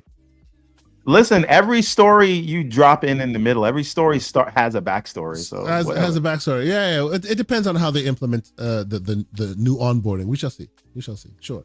Okay. MJ Dark says Everborn will not finish Wu Chang. Please bookmark this. He won't be able to have a journalist mode. Listen, that very well may be the case. If the game is good enough, if the game is good enough, I will stick with it regardless of the difficulty. But that's going to be on how good the game is. So besides that though, have you seen Spine? Because that's another one of my anticipated games. I think that's 2025, and I don't know why. I suspect it is on my list. I didn't know that it was I suspect it'll be on consoles as well, but it speaks very much a PC energy to me for some reason every time I see it. Oh, and of course this thing has let's start from the top. So for those who may not have been paying attention, this is a game called Spine. Why is it called Spine? Because you, as the game suggests, you put this AI-driven hardware that is on your spinal cord. It infuses with the protagonist's spinal cord and controls them. That's the crux of the gameplay loop. But it allows you to do a lot of the, obviously a lot of the gun fu stuff, a lot of the really awesome combat, hard-hitting, almost Sifu-like combat, what you're doing here. It just looks like epic. Yeah, but in its Sifu, but with guns. That's but like with guns. Yes. Now, what I will say, and I want to call this shot right now. I want to Babe Ruth this thing. Okay. I believe that the Switch 2 is going to launch with a 3D Mario, and that will be Game of the Year. You think it's going to launch with a 3D Mario, and that 3D Mario will just be Game of the Year, just like that? Absolutely. Whether it's Odyssey 2 or some new Mario with some new mechanic, that's what I'm calling right now. How about this? How about I say it'll launch with the Mario Kart, and that Mario Kart will win Best Sports Game? Sure, I can see it. I can see because that. Because Mario Kart is like one of the best franchises like they have. Yeah, I'm less interested in Mario Kart. All I want to know is how many Switch 2s I'm gonna have to buy for the kids in the daycare, because they're gonna start asking for it. I'm sure you're good for at least 3 or 4, if I'm not mistaken. I'm good for 2, at least 2, at least. But we. By the way, people don't get this. One of the reasons we're as successful as we are with the whole daycare business is because we offer the kids the ability to play PlayStation and Xbox and Switch when their homework is done, whereas other daycares may not have all the cool tech stuff, and they get so that's how y'all are winning. Okay, yes. Okay, and then they recommend their friends. This is the daycare that has all the video games and the cool cars. And they pick you up in a cyber truck. So there you go. so there you go. So all right. That Mhm. that Cybertruck in advertisement alone has already paid for itself. I'm telling you. I suspect as much. Yes. So before we get out of here, final question, sir. It seems like we like for years now we've been driving to this inevitability, this changing of the market, right?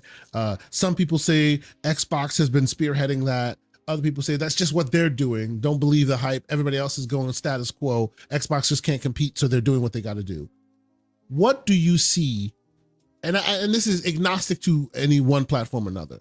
What do you see as the takeaway for 2025 that we don't see right now? What's that thing that when we look at it behind us, we'll go, damn, we didn't see this one coming. What do you think? I think that this is an Xbox will make sense by the end of 2025. Now, Okay. Harris believes differently, but I believe that you'll see a unified OS across PC, cloud, and your console, the Xbox that's under your TV right now.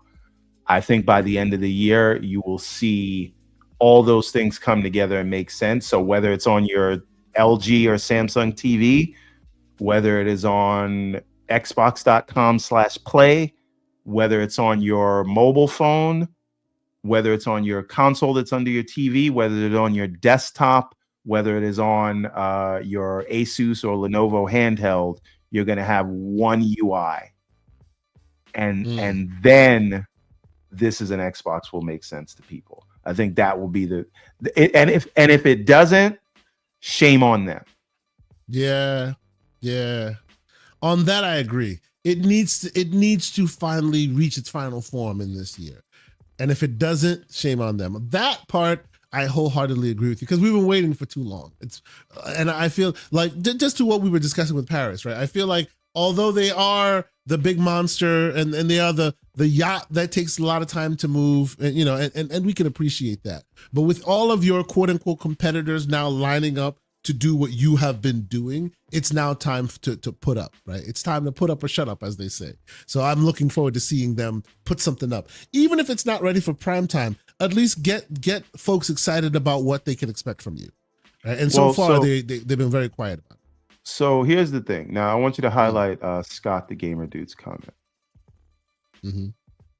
So just over the years, do not have faith in Microsoft to do a consumer product. And I completely understand what you're coming from, but I will say this. They are called Microsoft. They are a software company. They're not called Micro Hard. Hey, yo. But I've been telling people that, though. I've been telling people that.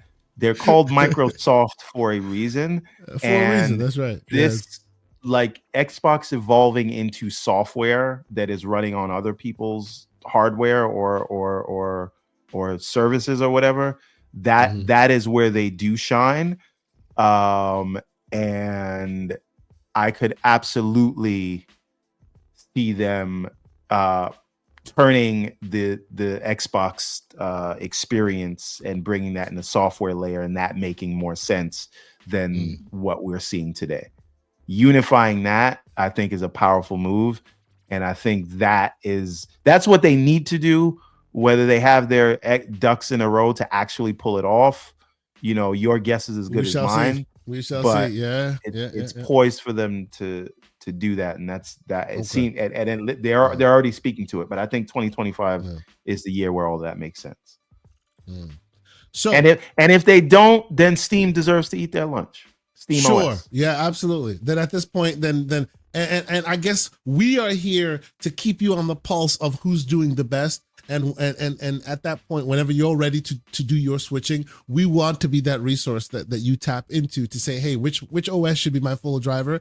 And I'm hoping that by the time you're ready to jump into the new waters, we can say, hey, Xbox got some cool stuff for you. If not, you'll hear us say, hey, Steam is great. Steam has been great. Let's see what 2025 brings. Okay, so. With that, and we have about 5 minutes until three hours of stream, let's pivot to what you all can expect from us in 2025 on this show.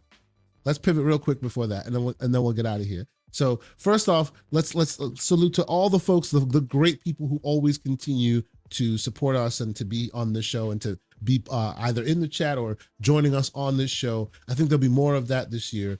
What I'm trying to do is I'm trying to diversify some of our portfolio as far as our guests, as far as the stuff we want to do, as far as what this channel can offer. You may see some recorded content from us, from me more, right? Maybe some essays and things, maybe some more edited stuff. We're trying to beyond just the podcast. Like this year, I want my personal goal for the show and for this channel is to be more at the events. Shout out to the Black Viking. Had a great time at PAX and all those places. I want to be there. I want to join him at PAX. I will publicly point it out now and hopefully continue to keep the boot on the neck in public. I want Everborn Saga with us in June at the June showcase in LA. The man needs to be there. We need to talk to the wizard himself together. It'll be awesome. Looking forward to that, as well as all the other interesting moving and shaking going on. Talking with some developers in the background. Maybe you'll see some preview content from us, from all over the industry. We're trying to do more and more in that. Expect more. I want to get the Sonic Galactic devs on here this year if we can. That'd be awesome. Like, this is what I'm talking about, right? Talk to those people who normally you wouldn't hear their voices of. I'm reaching out to as many developers in the background as I can to try and have them on the show and have conversations with them. New voices, interesting voices, folks that you have not seen or whose games maybe need to be on your radar. So more of that from us. Maybe we'll switch out the tech a little bit because sometimes we're getting a little bit of the weird stuff. Maybe it will be a dual amalgamation of either homegrown tech or some of the StreamYard stuff. But again, with new year comes new opportunities, and we're going to try our best to earn your support as we do. Thank you guys for continuing to always support us. We're hoping that before too long in 2025, we hit 3,000 subscribers. We're at like 26 and change right now. You can help us hit that 3,000 subscribers. I was hoping to hit that before we hit 2025, but life happens. We're busy. We're doing things. It happens. When it happens, it will. But if you haven't subscribed already, please, it's free. Hit that subscribe button. Mr. Everborn Saga, sir, what other things can we talk to the people about within the year of 2025 for our show that we want to bring to their attention, sir? Well, I want to call this now. I know you said 3,000, but you got to put things into the universe. So make it 10. I would. I want to go. I would like to see the channel hit 5,000 subs this year. That'd be wonderful. And you got to speak these things into existence, and you got to remind people on the timeline that if they're not subscribed, they should be. And we have to do a better job in that, and we hope that the community can help us with that. What I would like to do is get back to more of the TV and movie talk. Nice. Yep. I think like I'm trying to manage time wise to be able to pay attention to more of that stuff, to be able to talk about more of it. So I would love for us to do that.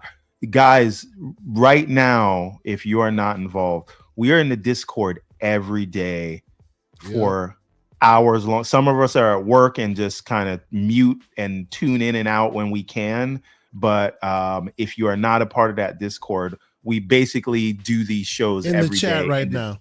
In the chat right now, Discord invite, join us, please. Yes. So it's an audio channel that's open to everybody, and we go at it. So you kind of get the unfiltered stuff, not always about gaming, but like most days during the week, I don't even need to log into Twitter because I get the news from people talking about it in that audio Discord. So I'd like to grow that community more. And then on the Everborn side of things, we are trying to do more shows. As I said, we will be at the Garden State Winter Comics Festival on the 25th and 26th of this month. We just redesigned the website. We're trying to get into Anime NYC this year on top of New York Comic Con, which we will definitely be at. We're trying to make inroads to San Diego Comic Con. We're trying to gradually get to a place where we're doing one show per month. We are currently working on the Redlands Chapter 2 and an all-new series that will be about 180 pages in a single book. It's going to launch in a hardcover on day one. We're releasing 3 chapters at once. So when we're just finishing up chapter 2 of that 3-chapter book that we are going to launch. That is called Everborn the Remnant. That's an entirely new series that will launch this year along with the Redlands Chapter 2. And if we do our job properly, we will get Ariel's Adventure Chapter 3 out this year as well. So all those things are in the work as we speak. Kickstarter's working. We're working on the video game too, but nothing to say on that front. So lots of things happening. Excellent, sir. Excellent. And of course, as for us on the show and our other initiatives, we're also doing the gamingcircle.com. There's interesting things afoot on the gamingcircle.com. I'm expecting that 2025 should bring about a bit of a spit shine, a face change, a little changes to the website, beyond where you can come here and check out all the previous episodes. And of course, if you hit that blog button, you will find all the interesting, cool articles that we've written, all the stuff that we've been working out, just working on really cool, interesting content. There will be a lot more coming in this realm, in this space, in 2025. And yeah, man, we're just trying to carve out a niche for ourselves in this here community, talking with lots more game makers and publishers and stuff, and partnering with them, and hopefully doing it in a very integrity driven way and stuff. So more to come in that realm. But it's been an awesome couple of years doing this show, and we're not stopping. We're coming hot and heavy. Pause. And we're expecting that you're going to be seeing a lot more interesting things from myself and Mr. Everborn Saga. But I think on that note, we might be done for this week. Once again, no show next week because I'll be traveling. We will, after that week, the week after, expect to see the Fox and a guest, because Mr. Everborn Saga will not be here, but you may hear Everborn Saga in the form of some questions that he will insist that we ask the Fox when he jumps in. So there'll be more there, but expect more from us. Expect more content from us as the weeks progress. We're going to be here giving it to you, making sure you enjoy it. Please hit that like button on your way out. Please consider subscribing if you're not a subscriber already. Expect a lot more content from us. I read every single comment in the comments when they pop up. So please try to make it, if it's critical, try to make it something that's critical feedback that we appreciate, that we can use to make our show better. But on that note, I will say shout out to the man Paris Lily, Mr. Everborn. Also, I want to shout out Scott the Gamer Dude. If you're interested in the comics, please go check out everbornsaga.com right now. We ship them out same day. But also shout out to all the people that always come here and support us, like Lord Negatron and Starchasm and Soil Tech and BT Maverick and Infinite Umbra and Slow Mo and Pixelbit G and Sycamore and Lucius Augustus. The community. That's everybody. Right. Yeah. Game Tech Talk. Everybody that contributes. Y'all are great, man. The chat is amazing. Dorian Gray also. Dorian Gray, I know you work on like mobile games and stuff. I gotta hit you up, man, because I need some help. And Dorian Gray is a slanderous one of epic proportions. He rivals yourself, Mr. Everborn Saga, and Slow Mo Backslap. Dorian, 2025, get your mic up, man. We need you on this show. I need to hear you speak, sir. We need to hear some of your slander firsthand on this here panel. We'll talk to you in the background. Hopefully we can make that happen. It'd be awesome. I would love to have a lot more of our community members jump on the show, whether it be in voice form or what have you. We love to hear from you. You guys are part of the community. We want to hear what you guys have going on in your lives as well. But yes, shout out to the great Paris Lily for jumping in and always jumping in. We appreciate him. And, obviously we'll see more moving and shaking from him. For myself, Mr. Everborn Saga, I think we're done here. Anything else we got to drop? No, done and done. All right, man. I think that's it. Until next week, well, until 2 weeks from now, from on this show. Yeah, I think that's it. Until 2 weeks from now, we will see y'all next time. And until then, and I will peace. see you guys in February. Nice to be in orbit.